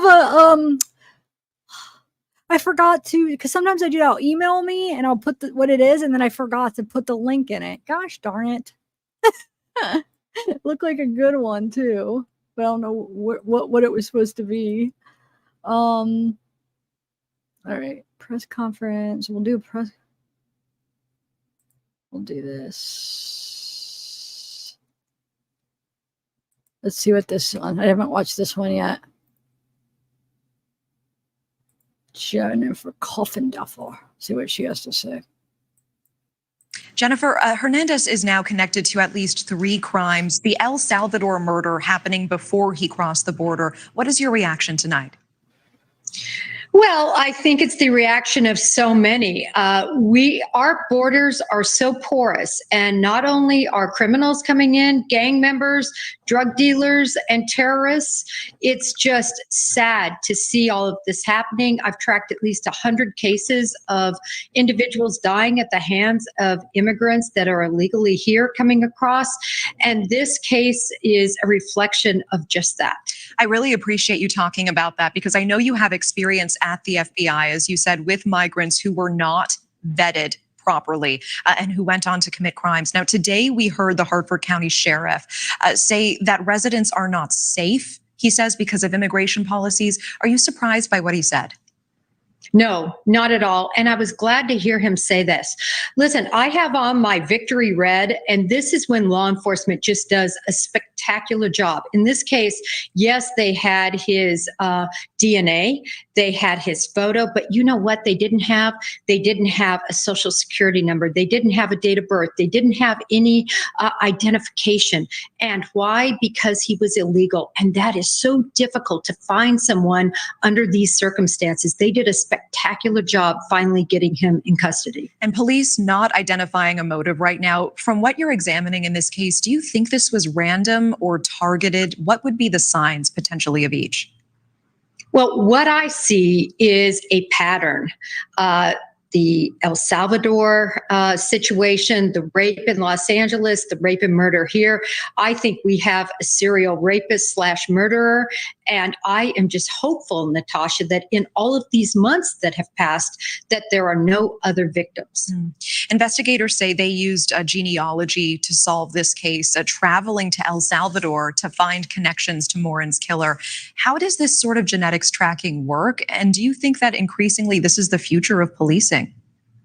It is the future. It's so important on both levels, right, Natasha? So people who are incarcerated that might not be responsible, it's helping free them.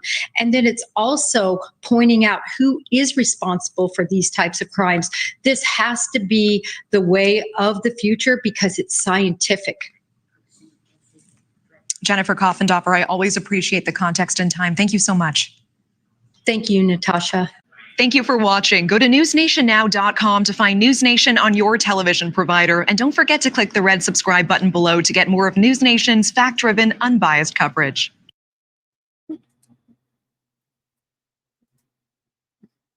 All right. Hold on 1 second.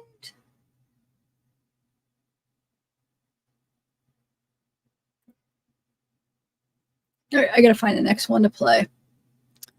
Oh, hold on.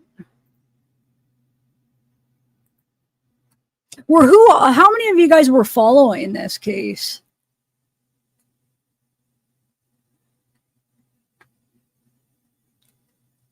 The Rachel. Is this new to any of you guys? Chicken nuggets and toast doesn't make sense.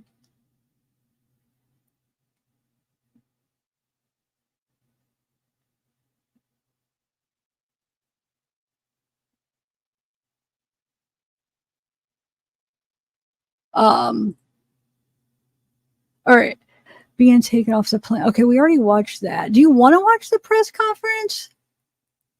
Police did this particular job. And let me see what this is. Oh, I think that's what we just watched. Yeah, hold on. Let me unstar that. That's how I keep track. Just star them up. Star them up, Vern. Morin Sheriff fears other victims out there. Oh, yeah, let's do this one. This might be a good one. Yeah, this is another news nation.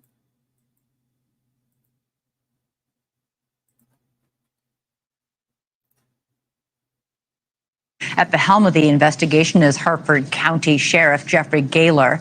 And while the news of the arrest certainly counts as a win for law enforcement, Sheriff Gaylor, I'm sure you're in no mood to celebrate. You join us live now. You've had his DNA for months.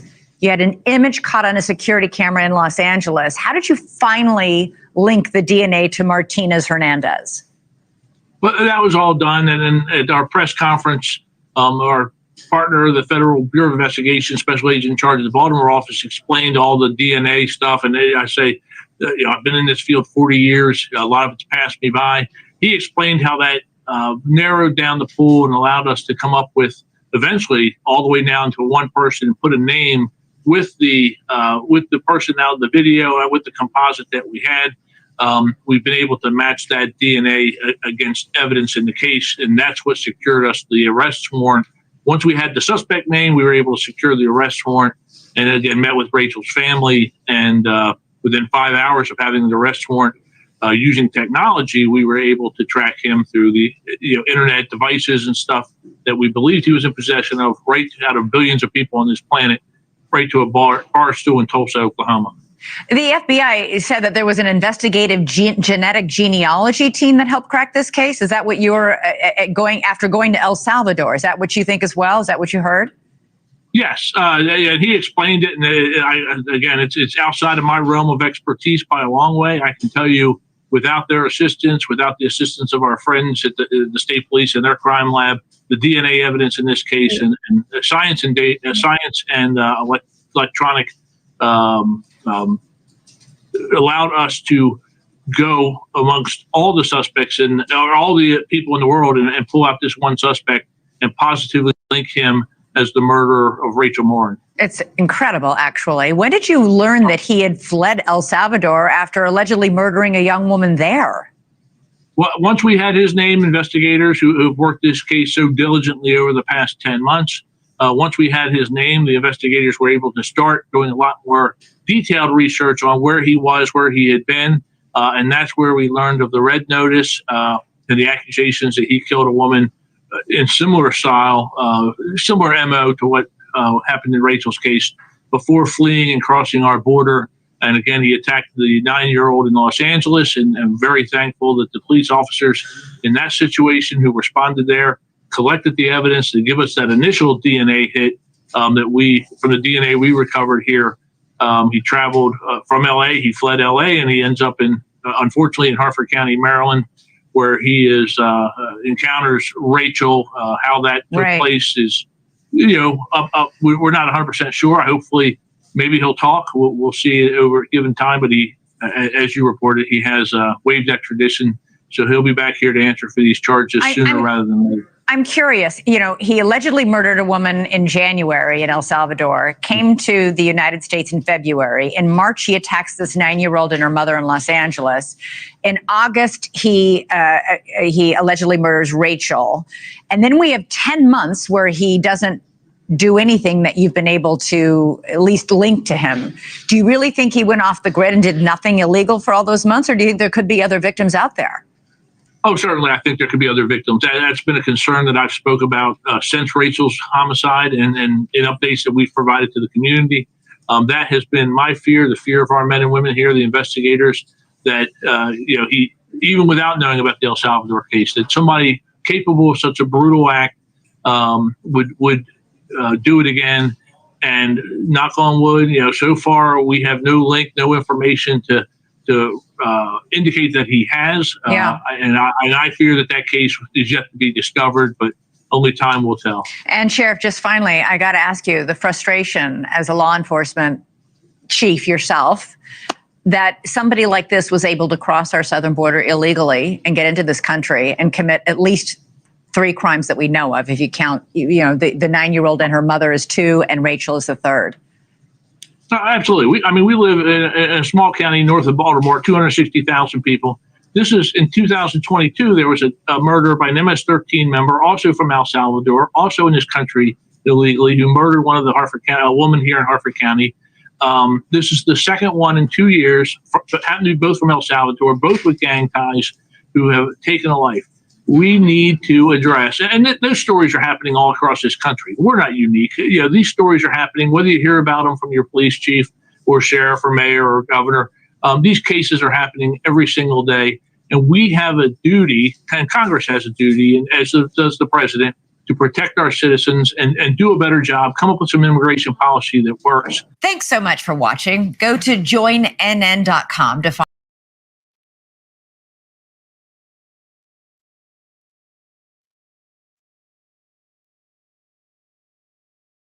I don't know how many more I have. Let me see. Fox. I'm scared to play the Fox ones. I could do the press. Hold on one second. CBS. Arrested murderer mother. That's what I have up. Okay.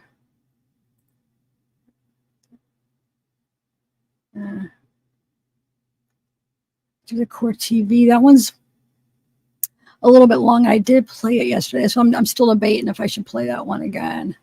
Let's see what this article says. It's called Hartford County State's attorneys pushing for maximum sentence. Rachel Morin murder suspect. A new court filing from Hartford County State. Allison Healy is pushing for the maximum sentence if the suspect is accused of killing Rachel. The maximum penalty is life without the possibility of parole. Since Maryland doesn't have the death penalty anymore, life without parole is the most serious consequence you can face in the criminal justice system. Morin family attorney Randolph Rice said, Victor Martinez Hernandez, the El Salvadorian, native accused of brutally I'm hearing an echo now. Yeah, brutally. You guys could read that. Yeah, arring and murdering Morin last August. So, like, yeah, the person that saw her, you know, they said her face looked like, you know, or half of her face was just unrecognizable because, and then that rock. So, yeah, obviously he hit her in the face with the rock. But I'm sure, I feel like that was probably the last to just, like, you know, kill her. I can't even imagine.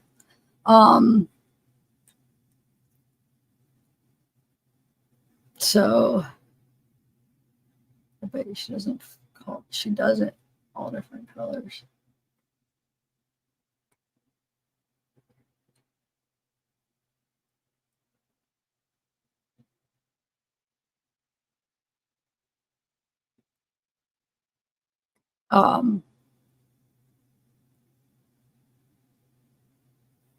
Yeah, so it took investigators nearly a year to track him down. He was arrested last month and indicted by a grand jury last week. The Morin family is incredibly happy that the state has filed this notice. They certainly want to see this man behind bars for the rest of his life if he's convicted of these heinous crimes. WJZ has also learned new details about the suspect and his movements after the murder. The sheriff confirms he didn't immediately flee the area. We do know that he was here for quite a period of time following her homicide in the Bel Air area, and in fact worked at 2 local businesses. The sheriff wouldn't say which businesses, but did reveal they were restaurants. Wow. He also told WJZ Martinez has friends in Bel Air, but was able to stay under the radar to those people and the rest of their community. We've uncovered nothing, to my knowledge, that anyone else knowing before or after the fact what he had done here. Despite these new details, much of the investigation still remains a mystery. State's attorney Healy is not talking publicly about the case to protect the integrity of it. But Rachel's family is speaking out on social media. Earlier this week, her sister Rebecca posted a tribute saying, "I want one more day to speak in her smile and laughter.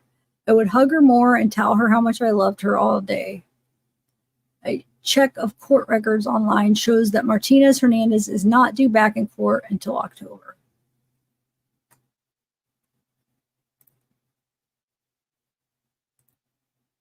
Okay. Let's see, press conference.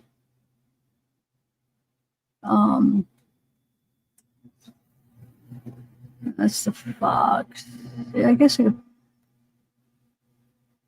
me see what this is. No, I already played that actually. Yeah, I'm not gonna risk it. I'm not gonna risk the Fox. I'll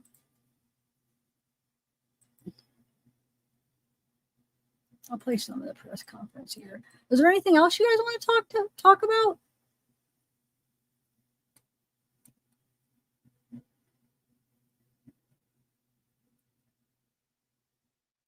Wait, who looks like Nicolas Cage? Side quest.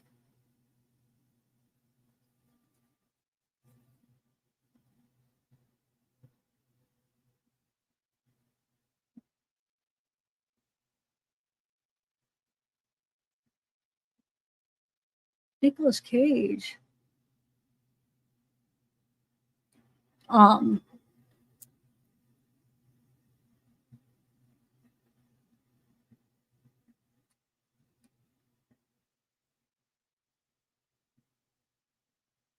Oh, the cop. Okay. Oh, I thought I had this up. Hold on. I thought I had. Sorry. There we go. Let's play this. Let's play it. So this is the press conference. Let's play some of it at least. There we go. Baltimore Field Office. Allison Healy, Harford County State's Attorney. Also in attendance are Colonel William Davis, Chief Deputy, Harford County Sheriff's Office, Sergeant Christopher Maddox, Criminal Investigations Division, Harford County Sheriff's Office, David Hughes, Deputy Chief, Bel Air Police Department, John Cook, Chief of Staff, Washington, Baltimore, Ida, Patrick Vincenti, President of the Harford County Council, and members of Rachel's family.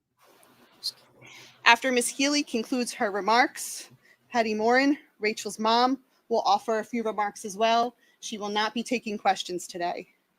We know that you have many questions for all of us. Please keep in mind that we will try to answer as many as we can, but this investigation is still ongoing, and there are some details we cannot discuss at this time. Again, thank you for joining us, taking your time and dedication to telling Rachel's story. And with that, Sheriff Gaylor.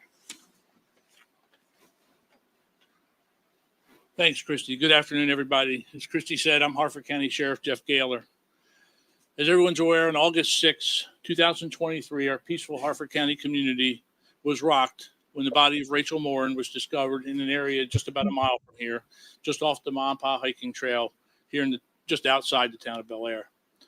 In addition to the impact to our local Harford County community, Rachel's murder gained national and even international attention. The young mother of 5, whose life was violently taken in a public location, is one of the safest places in the state. It's not supposed to happen, and it shouldn't have happened. In the days and months since Rachel was murdered, Rachel's family and friends, our Harford County community, and the men and women of the Harford County Sheriff's Office, along with all of our allied partners, have worked tirelessly to bring the individual responsible for her death to justice. Our deputies and our partners have worked this case with persistence and passion for Rachel and for her family every day over the past 10 months. Just over 3 weeks ago, on May 20th, on what should have been Rachel's 38th birthday, and in a poetic coincidence, or perhaps in Rachel's own divine assistance, our investigators uncovered a lead that led us to this day. And on this day, I'm here to tell you, Rachel's murderer is no longer a free man. Hopefully, he will never have the opportunity to walk free again. The lead we received was related to DNA evidence and allowed investigators to finally put a name to the image of the suspect in the video from Los Angeles, which we released 2 weeks after Rachel's death. After we had the video, we knew what he looked like. We knew what he looked like, but we didn't know who he was. With the new DNA evidence, now we know who he is, but we still didn't know where he was. As I have stated many times, this killer could have been laying his head in any community in the country or even in the world, and indeed, that was completely accurate. Over the past 2 weeks, investigators continued their diligent investigation and tracked our suspect all the way from Prince George's County to Tulsa, Oklahoma. Our investigators also obtained an arrest warrant yesterday afternoon, and as the arrest warrant was being issued, we met with Rachel's family, many of whom are with us today, to update them on the case and asked of them an almost impossible request, and that was to keep the information about the identity and the arrest warrant to themselves and protected to allow investigators the opportunity to try to apprehend this suspect before it was made public in the news, so that our suspect did not have the opportunity to learn that he was wanted and to once again flee. 5 hours after meeting with the family, and just before midnight our time, police in Tulsa, Oklahoma, assisted by our federal partners, located and arrested Rachel's murderer, Victor Antonio Martinez Hernandez. So far, we have learned that the suspect, now pictured on the screens, is a 23-year-old citizen of El Salvador who illegally crossed the border into the United States in February of 2023. We all suspected that perhaps Rachel was not his first victim. And it's my understanding that this suspect, this monster, fled to the United States illegally after committing the brutal murder of a young woman in El Salvador a month early in January of 2023. Once in our country, and likely emboldened by his anonymity, he brutally attacked a 9-year-old girl and her mother during a home invasion in March of 2023 in Los Angeles. And as everyone I believe is aware, that was our first DNA match linking Rachel's case to the Los Angeles case. It has been a fear of mine that once we identified this suspect, the result would be exactly this. And I want to now direct these comments to 1600 Pennsylvania Avenue and to every member in both chambers of Congress. We are 1,800 miles away here in Harford County. We are 1,800 miles away from the southern border, and the American citizens are not safe because of failed immigration policies. This is the second time in just 2 years that an innocent Harford County woman has lost her life to a criminal in our country illegally. Let me repeat that. 1,800 miles from the southern border, and this is the second woman in our county to be killed by an illegal alien. Suspects, in both cases, they are suspects from El Salvador with ties to criminal gangs. Should not be happening. Victor Hernandez did not come here to make a better life for himself or for his family. He came here to escape the crime he committed in El Salvador. He came here and murdered Rachel, and God willing, no one else. But that should have never been allowed to happen. Moving on, I want to make it clear that this case does not get solved, and we do not bring this criminal to justice without the amazing law enforcement teamwork from our local, state, and federal partners. And I mean that in all sincerity. Rachel's homicide does not get solved.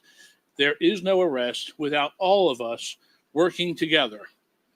And for that, I want to thank everyone here in the front of the room and all those who aren't here, but I'm going to cover a list in a minute. I want to thank all of them for their assistance to our agency over the past 10 months. We are profoundly grateful for your dedication and support. The Federal Bureau of Investigation, especially the Baltimore Field Office, rendered invaluable assistance throughout the course of the investigation. Similarly, the State Police, Maryland State Police Crime Laboratory contributed greatly with their expertise and resources.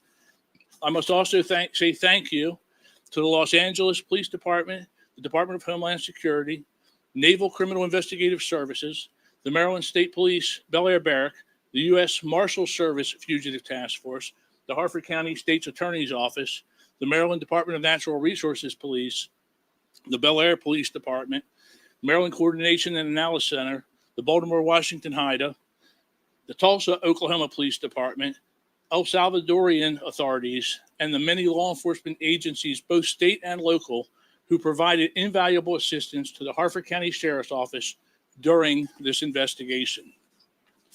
As I think is evident, this was truly a comprehensive law enforcement effort, and I am exceptionally proud of the work done by the collective team and countless others who made last night's arrest in Tulsa possible. I also want to thank the members of our Harford County community for their patience, support, and cooperation throughout this investigation, to include hundreds upon hundreds of tips that our investigators have received. Today, we were able to provide what some like to refer to as closure to Rachel's family and for our Harford County community. I want to thank the members of the Morin family, and you're going to hear from, as Christy said, from Patricia here in a minute, but no questions. They have been by the side of our detectives this entire time, doing anything that they could do to help the investigation and to help our detectives, to help bring this individual that took Rachel's life to justice. I recognize there is nothing that will ever close the door or bring true closure concerning the loss of Rachel, but it is my hope and the hope of all involved working this case that the arrest of this suspect brings her family and our Harford County community some peace. I would like to now ask FBI Baltimore Field Office Special Agent in Charge, William Debano, did I get it right? Debano, to offer a few remarks.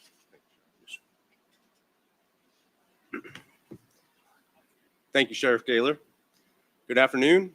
My name is Bill Del Bagno. I'm the Special Agent in Charge of the FBI Baltimore Field Office. Today, our focus remains on Rachel, bringing justice for her, finding answers for her family and loved ones, and making sure the violent criminal who so viciously took her life cannot harm anyone else. The FBI is proud to stand united with our partners in the Harford County Sheriff's Office as we announce this arrest. We know nothing can take away the pain and the anguish Rachel's family and friends have endured. Please know, on behalf of the FBI, our hearts are with you. To the public, keeping our community safe is one of the FBI's highest priorities, and so are the invaluable partnerships required to accomplish this. During the investigation, here's what I can share from the FBI. Our investigative genetic genealogy team in Baltimore worked countless hours to identify the suspect by using crime scene DNA and tracing that DNA to potential family members.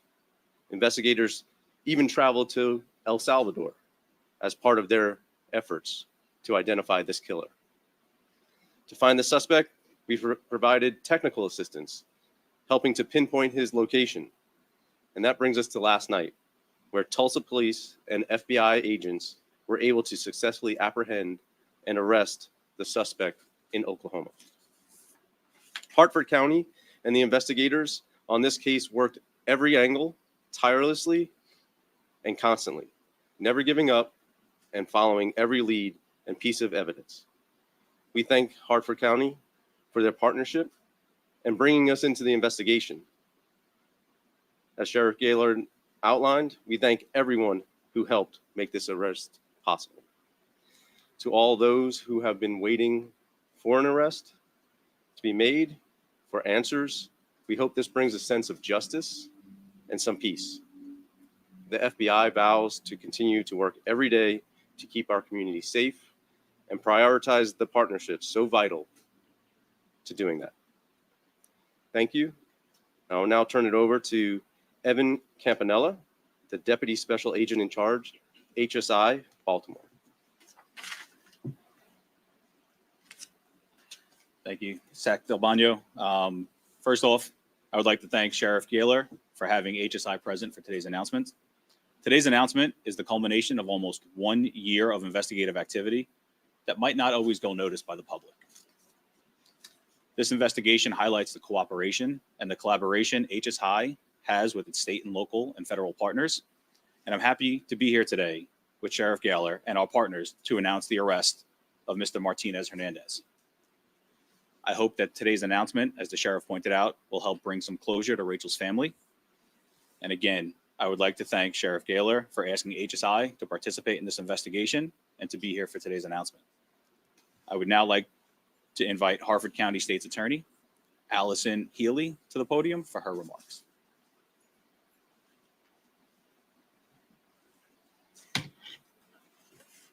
Good afternoon.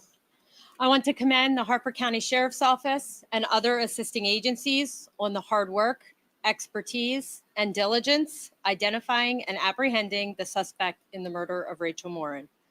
They worked tirelessly on this lengthy and difficult investigation for the public safety of our community and bringing Rachel's family peace, knowing that the next step is prosecution.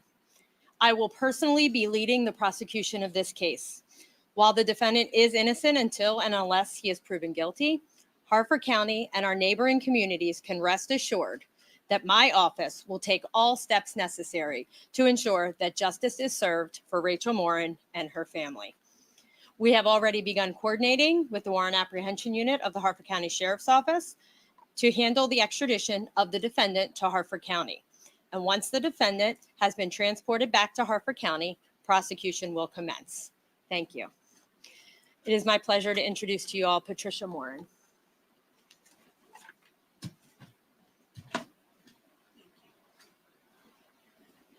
I'm going to make this really short because I'm very emotional. I just want to take this time to thank all of the law enforcement for all their hard work. I know that a lot of times we don't see what goes on behind the scenes. You know, you see the policeman in the car when you write you a ticket, but you don't see the real work that happens behind. And around Christmas time, we did a canvassing with Harford County, thank you. And they brought us into a room and I could see all the people, all the people that were involved. And that's not even all the external agencies that were involved. And it just gave me such hope that they really did care about our family and my daughter, that they were going to work diligently to find the person that murdered her. At one point, when things seemed like really bleak and hopeless, the lead detective said to me, he said, patience will win in the end. And that's what they've been doing. They've been diligently working very hard, and they've been patiently working through all the leads. And it's because of that that we have an arrest today. So I'm very thankful and just very grateful to these men. And I'm also very grateful to the press because you kept her story alive so that people would still continue to send in tips. And that helped them to do their job. So I want to thank the press as well. But I don't know if this is, oops. Sorry about that. I don't know if this is kosher or not. I'm going to step away from the pulpit. But I think we should applaud them just because I am so grateful that they have brought us to this place. Because at some of the points during this, I didn't think that we were ever going to have an end, that it was going to be a cold case. So I would like to applaud them.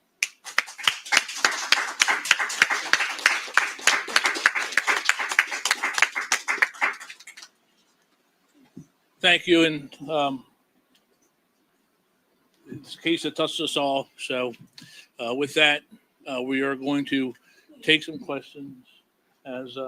As Christy said, this is still an active investigation.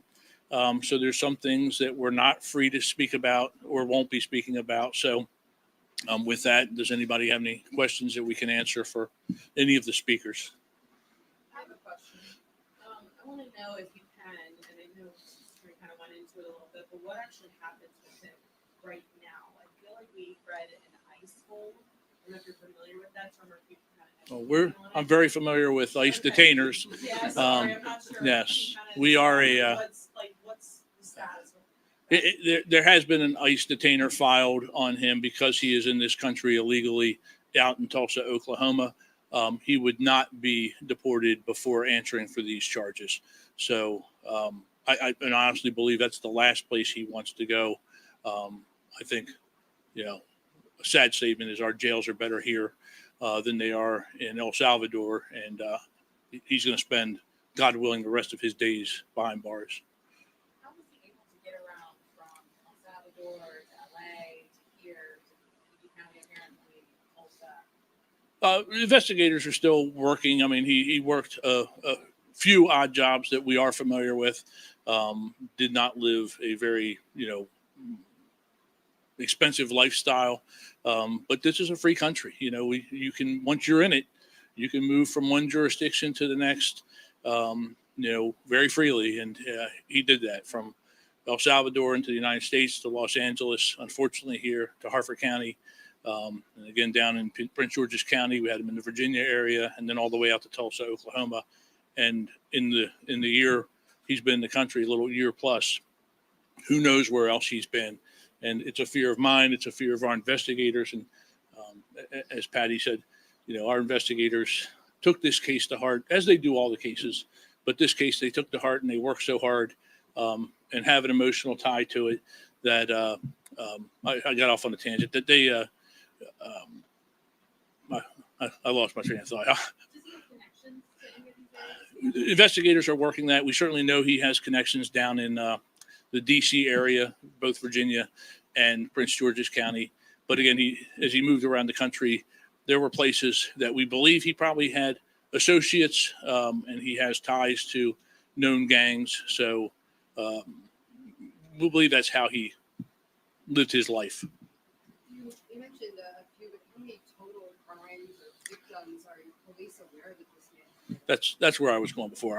We fear all the time. The investigators fear that we're going to stumble across another crime that just hasn't been tied back through DNA or some other science or electronic, tie, that the evidence just hasn't reached the point where we get a hit.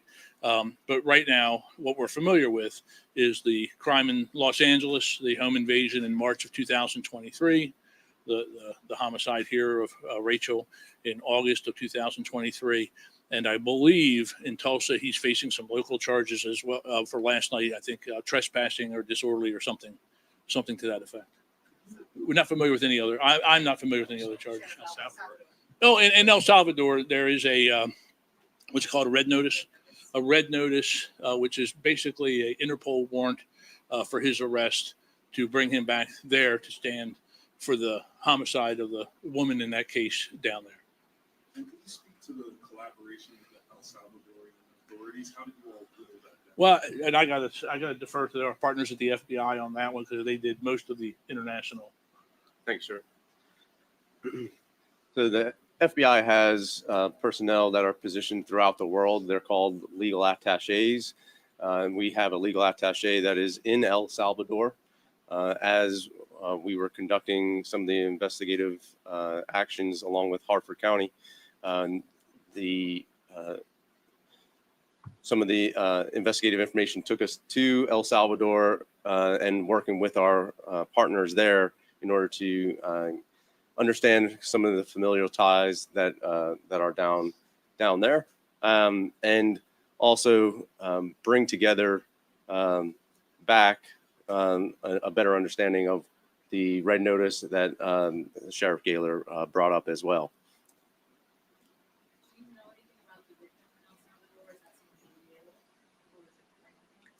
I don't have any information on it. Can you go to detail how he was arrested in Tulsa? Is it a traffic stop? Is it something happened? As I understand it, there was about, I don't know how many hours they're behind, 2, 3, Tulsa. So it was midnight our time, and he was hanging out at a business park or a storefront, and the police encountered him, and apparently there's a charge of, did we say it's trespassing? Trespassing, and he was identified during that arrest and processing. Any idea of a motive here, or we feel like this is just completely random? Well, that's been a question since the outset. Was Rachel's homicide random or targeted? And again, I don't know that we have that answer explicitly or completely. But at this point, there's nothing to indicate that anyone other than him was involved. We do have some belief that he spent some time here in the Bel Air area, so he may have seen her and her more or less routine operations. One of the things that we caution people, particularly women on the trail, about doing was developing a routine where it can be predicted where you might be. That would be my suspicion. If he decides to talk throughout the course of the days ahead to either investigators or prosecutors as it moves to that stage, we may learn more about, was it just an opportunity because he was on the trail when, unfortunately she decided to go out exercising that day, or was it something more specific? As to the motive, we've been tight-lipped, I guess, about it. The charges in the case are first-degree murder and first-degree rape. And as the colonel just reminded me to say, we do have right now in the air, we have sent investigators to Tulsa, Oklahoma, to follow up on many things related to this investigation. It's very active and ongoing, as I said. He will be extradited here eventually, and that will be done. That process has already been initiated, but it could take, as I understand, the state's attorney 10 to 30 days. 10 days if he doesn't fight it, 30 days if he decides to fight it. But he will be extradited. 30 to 60. I ask about genetic genealogy, so it kind of sounds like it. Yeah. I'm not really sure if you really hear that so often with cases, like hacking cases, especially once you're working so hard to figure out. So if you kind of just walk us through how that played a role, it seems pretty major. Absolutely. So I think a lot of folks know genetic genealogy or investigative genetic genealogy in some of the cold cases, and certainly has gotten a lot of attention from the Golden State Killer, and since then a lot of investigations on the cold case side.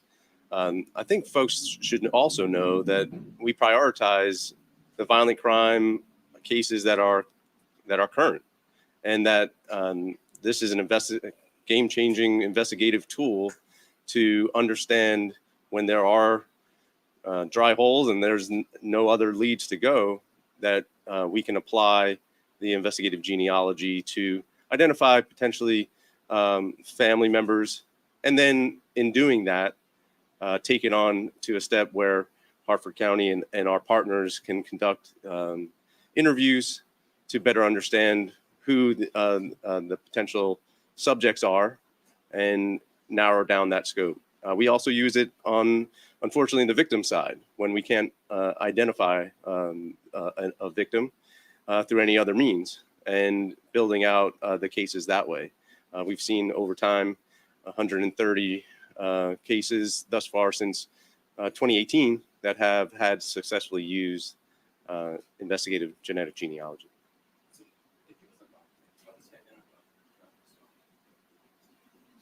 There's no traffic. There's no traffic.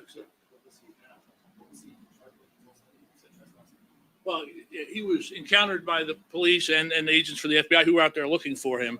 So they had an idea of where he was. But I know that from that encounter, there's also a local charge of trespassing, not in a vehicle. He was apparently at that business, I guess, unwantedly so. He was. We already had the name. We had the arrest warrant. So when they encountered him, they knew he was wanted. So he was picked up for that. With the home invasion in California, will he be taken and charged there? Does this take precedent? How does? Oh, certainly this is the more serious, the loss of life. California will follow up on their investigation. They would have to direct questions to that police. It's LAPD that is handling that as far as specifics to their investigation. But certainly we have been in communication. Our investigators have been in communication with theirs. They are aware that we identified the suspect here, and by identifying our suspect, we have their suspect, they have their suspect, and they can move forward on charges. They would also file an arrest warrant on file. So, I never want him to leave Maryland again. I want him to die in a Maryland jail, Maryland prison system. We don't have the death penalty. So I just hope he spends the rest of his days there. But if he ever got out of this one, he would be sent extradited to California. And if he got out of that one, there's still the red folder, the red notice where El Salvador would want him back, and ICE has marked him for detainer. So he would go back there to face those charges. I do not know. No. Actually, the major in the back is shaking his head. No, he does not. And again, we shared the picture. You all will have the picture. It's going to be, no doubt out there on social media. So we're still looking for information. He was in this area for at least some period of time. And when I say the area, he was in the Bel Air area for some period of time before or right after the homicide, or both. So if people still have information, and now that there's a name to put with the face, investigators still want to talk to you. We still want to know. We still want to build that timeline. because there's a case to prosecute. And we want to put all the pieces together so that Miss Healy can do her job most successfully, and again, ensure this guy never sees the light of day. Did you ever have any contact with police before this in Bel Air? Not that we're familiar with. Thank you all, and again, thank our partners. To have Rachel's family here means so much to not me. I mean, to me, of course, but to the investigators who work this case tirelessly. I appreciate that, and I appreciate all of our federal, state, and local partners. So, with that, thank you. I have one bit of housekeeping okay. for everyone too. We made a decision earlier today that we are not going to share the suspect's photo on our social media. It was here. If you have, if you would like a copy of the flyer, you can send an email to media@hartfordsheriff.org, and I will send it to you if you would like to use it in your newscast, but we will not. Cut off. Huh. They just like cut off in the middle. Well, I guess she was ending it anyway.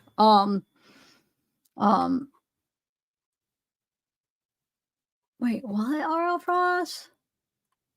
No, nobody put you in timeout, right? You're just joking. You're saying to put you in there. So he needs to root someone behind bars. Yeah, he will. He will. He will rot. Definitely.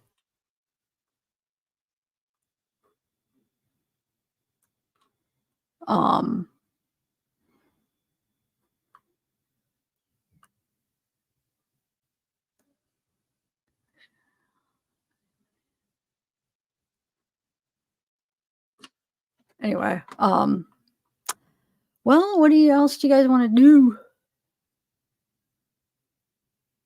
I don't feel like anybody's really watching what I'm playing anyway, so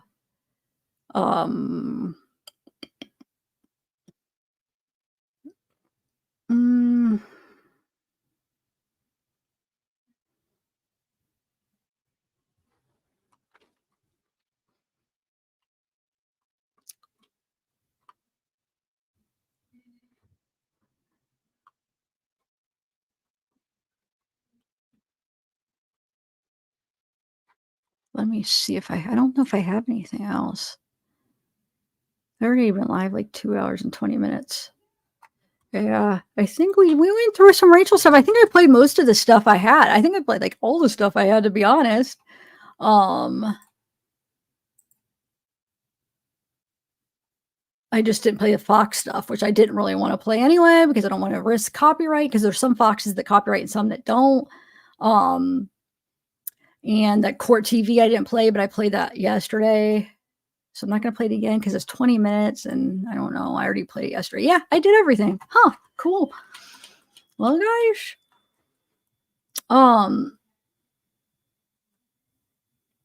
Essay him. Essay who, Alicia?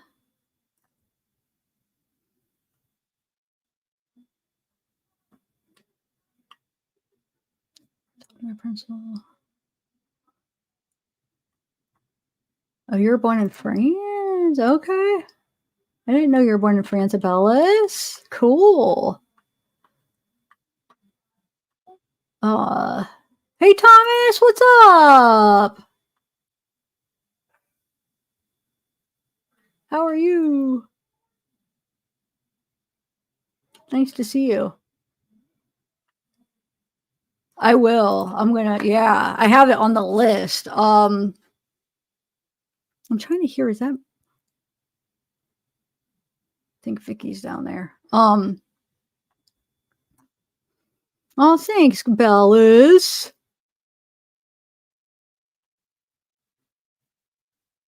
Oh, okay. Yeah, he did. He did. Ardor. Is that what you're saying? He did. Zab, did you see my comment? I received rainbow flashing shoelaces today. I thought of you and you love. Oh, thank you, Abellis. That's so sweet. Oh.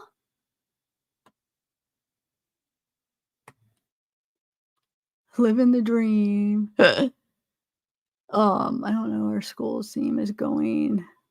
Its theme is go for the gold. So she told me to go and do an inspirational speech. Okay, cool. That's really good. That's really good.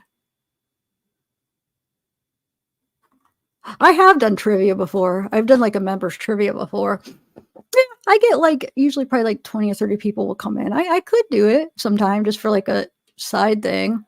I did like the oh, remember I was saying when I did oh my god, what's it called? Stream Labs or whatever, where they have the trivia. Remember? Like the guessing. Remember, you guys would all be like I'd put it up and you guys would guess. Do you remember that? I forget what it was like. You guessed a word or oh, Camille, did I say thank you? I didn't see you joined. Thank you. And I don't know when was it? 6:30. Holy crap! I missed it. Dang it! That was a couple hour and a half ago. I'm sorry. I think you might not be here anymore, but thank you for joining. Oh, I'm gonna get a P.O. box, Abellis.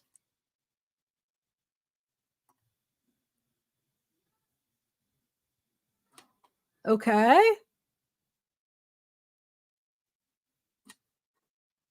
I'm gonna get it this week, I think. So I'll let you know. I'll email you, okay? I got your email. Yeah, I suck at trivia. I'm not very good at little facts.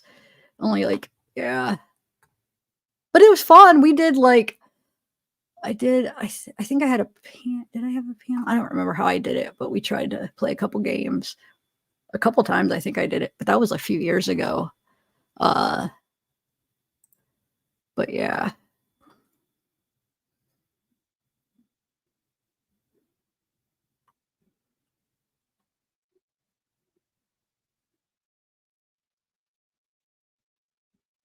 Is Camille here?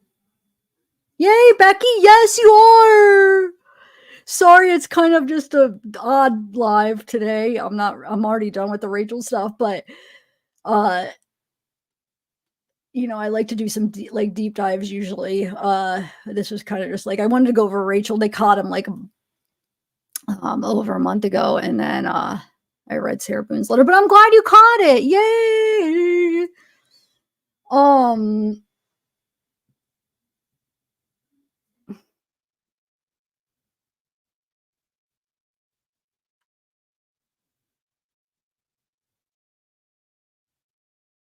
Yeah, it depends. I forget. I did a couple different topics for the trivia. I forget how I did it, but I did like I think there was like ones you could like do online and stuff.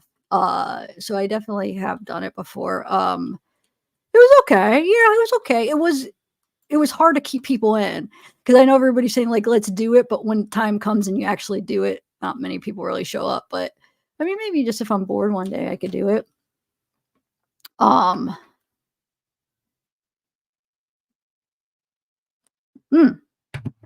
My coffee's cold.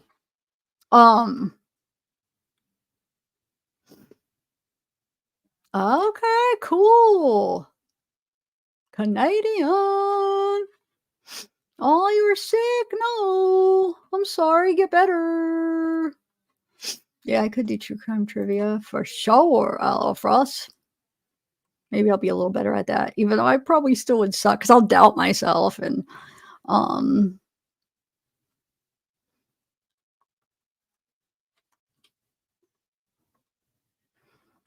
killed tons of women represented. Oh, Ted Bundy. When is your next? I don't know. I'm not sure. Strip trivia. Yeah, right. Everybody would take off. That wouldn't be fun. Oh, I guess if other people were stripping, people would stay. But if it was me, it wouldn't. People would be like, "Oh, buddy, I'd lose all my people." No, I don't know. Wait, that's the point to lose everybody? What do you mean, Austin? No, I wouldn't. Oh, I see. I see. Funny. Wait, is Casey okay? Why are you saying Casey? Are you okay?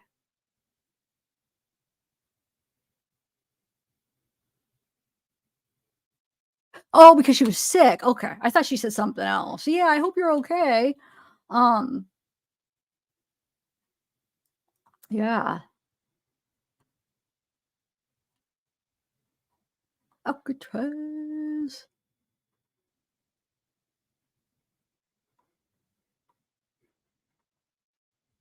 Do. Mama.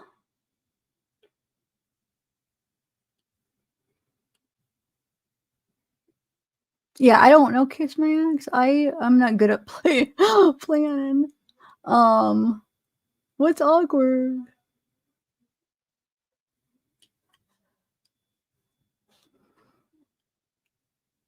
A Buckeye's a nut. And a sports team, and then they make the chocolate. Well, I was saying, you know all about that, like the chocolate with the peanut butter in the middle.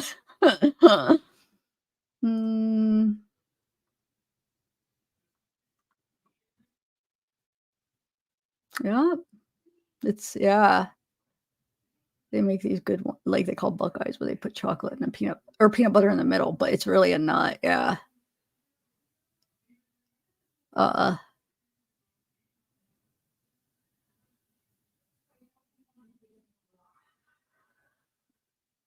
That grows on trees. A sports team that grows. Yeah. We are nuts. We are nuts. Buckets then.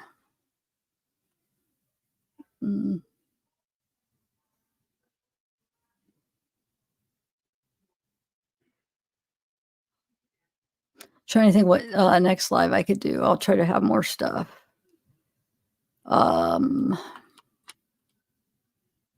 Or actually, no, I've already been live at 2.5 hours. That's plenty. I should just I just need to end it then when I'm done. I just like to keep them going on, and I need to stop doing that. I'm silly. It's hard to say bye. Anyway, well, I hope you guys learned something today. I don't know. I hope. What do you guys think of the Rachel Morin case or the Sarah Boone letter? Any thoughts on that?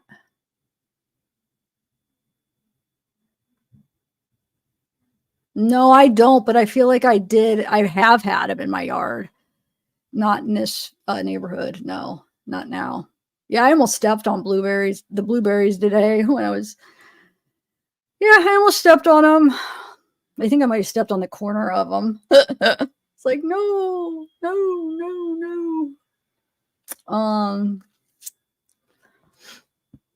Oh, thanks, Nana T. Appreciate that. Yeah, she is, huh, Stacy? I think October is supposed to be the trial, but I don't know what's gonna happen, you know? Yeah, right, Juror 13. Yeah, I almost did, Ausane. I almost did. Oh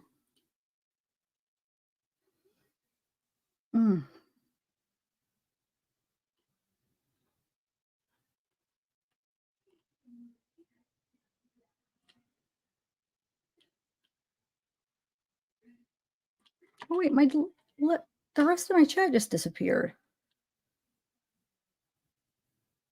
Or wait, no, it didn't. Never mind.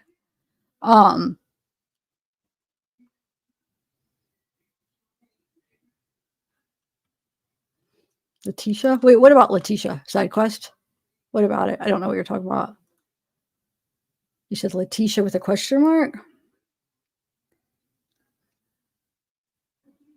I know, I try. I'm not good at keeping up with chat. I'm always lost.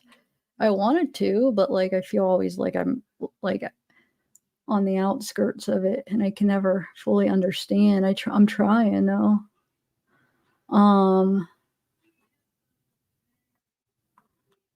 So I missed Letitia Stout. I don't know. What were you saying about Letitia?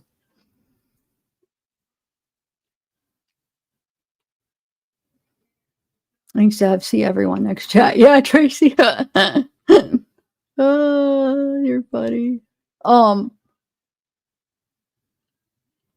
that was side quest that said that. Oh, trivia just for you were found for a few minutes. It was found. Slow my chat? We only have 63 people. It's pretty slow. Are you're joking or? Okay, bye, Cynthia. Yes. Sorry, you're just talking. I don't know what else to play. Bye, Miss Espinoza. Thanks for coming. Lucy stepped on the grapes. So funny how they. Yeah, it's definitely slow enough. It's been actually pretty slow today.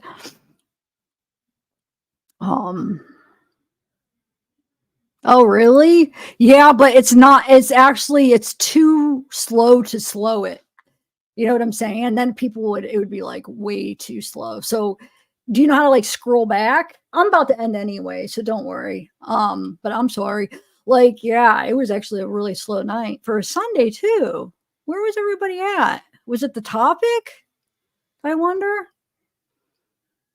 My presentation or yeah, usually Sundays are a really good turnout, like for lives and stuff. I got my face is all greasy, it looks like. That too, that gives like, oh my god. Oh, she was trying to answer was the Letitia trying to answer the trivia question? See? You guys are probably better in chat without me. I'll just stay quiet because I'm just confusing everybody. I'm like asking and nobody's really even talking to me. You guys are talking and I'm so confused, like asking stuff, and it's not even. It sounds stupid because I don't know what's going on.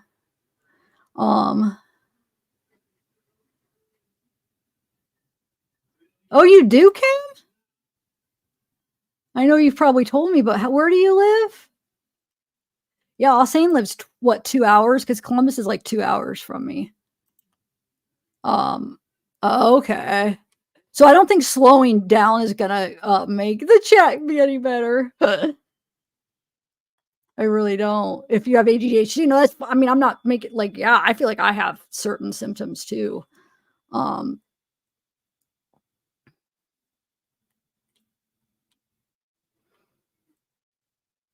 Yeah, but I guess the difference between me and you is I'm the one that's up here saying stupid stuff because I don't understand.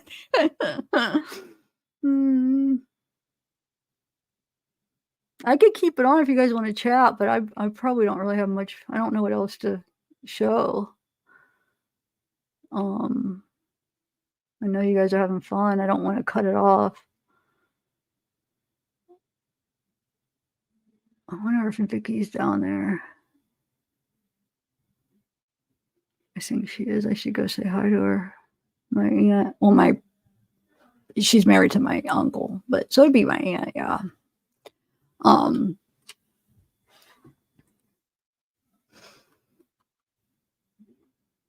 Yeah, I would like to maybe cover her. Oh, thanks, Nana T. Twinsburg. Okay.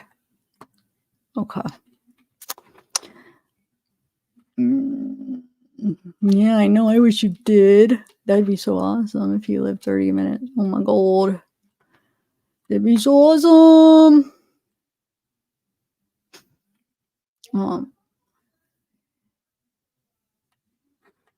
But yeah, I should, but I feel like I want to watch that show, but yeah, definitely.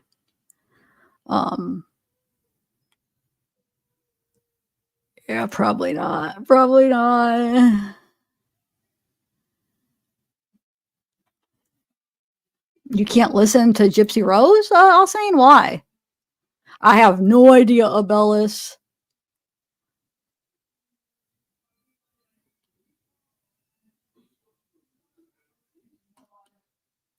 I have no idea.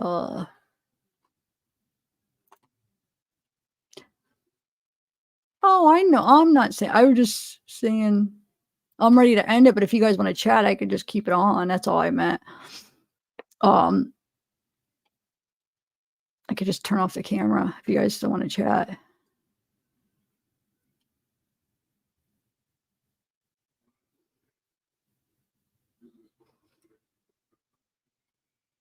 Wait, huh? I don't understand Sarah's. I don't understand your comment at all. Yeah, do you still, if they still together? Do you know if they still together? Who? Gypsy Rose and the her new boyfriend? Is that what you mean? I thought they were, but I haven't really been looking up. I should watch that show. Is her voice? Are you talking about in this show? It's really annoying. Feeding tube removes head shave. She told had to pretend to have cancer. Yeah, I do too. I mean, I feel bad for her. God, nobody could imagine what she went through. You know, it's crazy.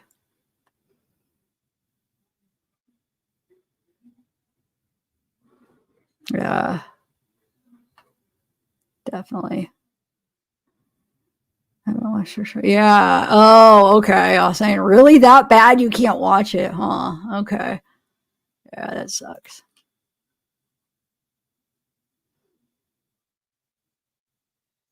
Hmm.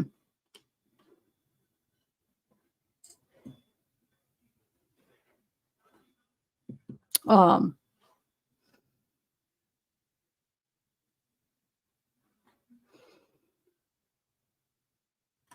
All right, I'm gonna end it, guys. Bye, everybody. Thanks. I have a list of all the people you guys said yesterday, and then a couple people today. I'm gonna look into. He's giving me some ideas until I get some of the files in. I got Black Swan Murder, the Rex Huerman, to see if there's anything new. West Memphis 3, Sandra Birchmore,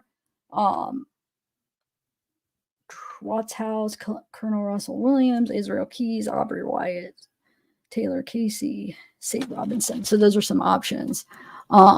Yes. Hopefully I'll pick one you guys are more interested in next time. It's always a guessing game. You know, I just never know. Sometimes people are more interested, sometimes they're not. Or maybe it's the way I present certain things, but hopefully the next one you guys will be, and we'll have a good chat, good turnout. Break 100 hopefully next time. Got to break 100 on a Sunday.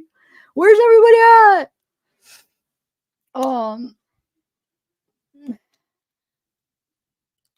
I don't know. I need more coffee. All right, bye guys. Oh yeah, I forgot.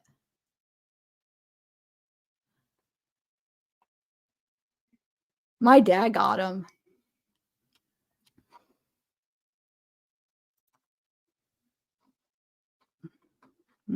Yes, I can't wait. I can't wait. I still want to watch that. I should watch that. How many seasons are the Gypsy Rose stuff? Because I mean, that interests me. I would just taking the time to watch it. If I could just put it on my YouTube, like when I fall asleep, that's when I like watch all my extra stuff, is when I'm laying in bed, trying to go to bed.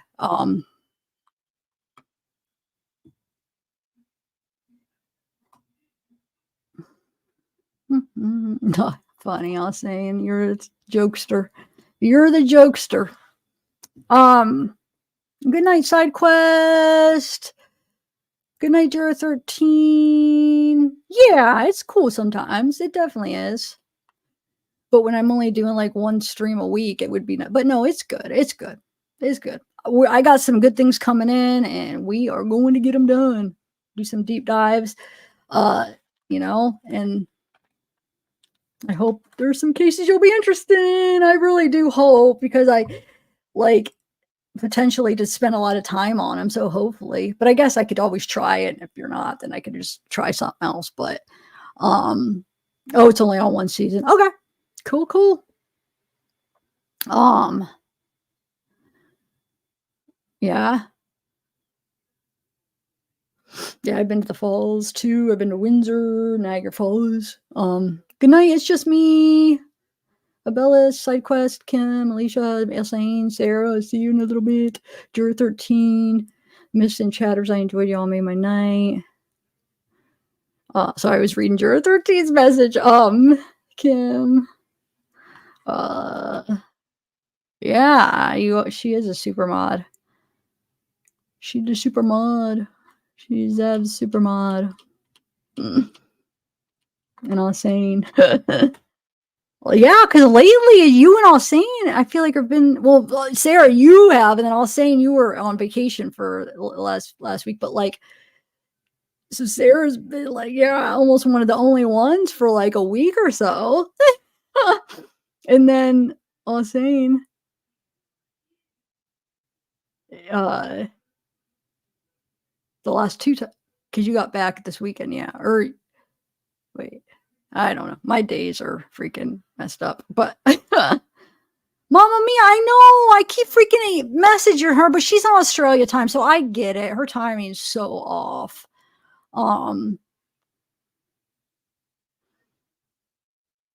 No, and I'm not trying to down any of the mods. Shoot, I hope that didn't sound like that.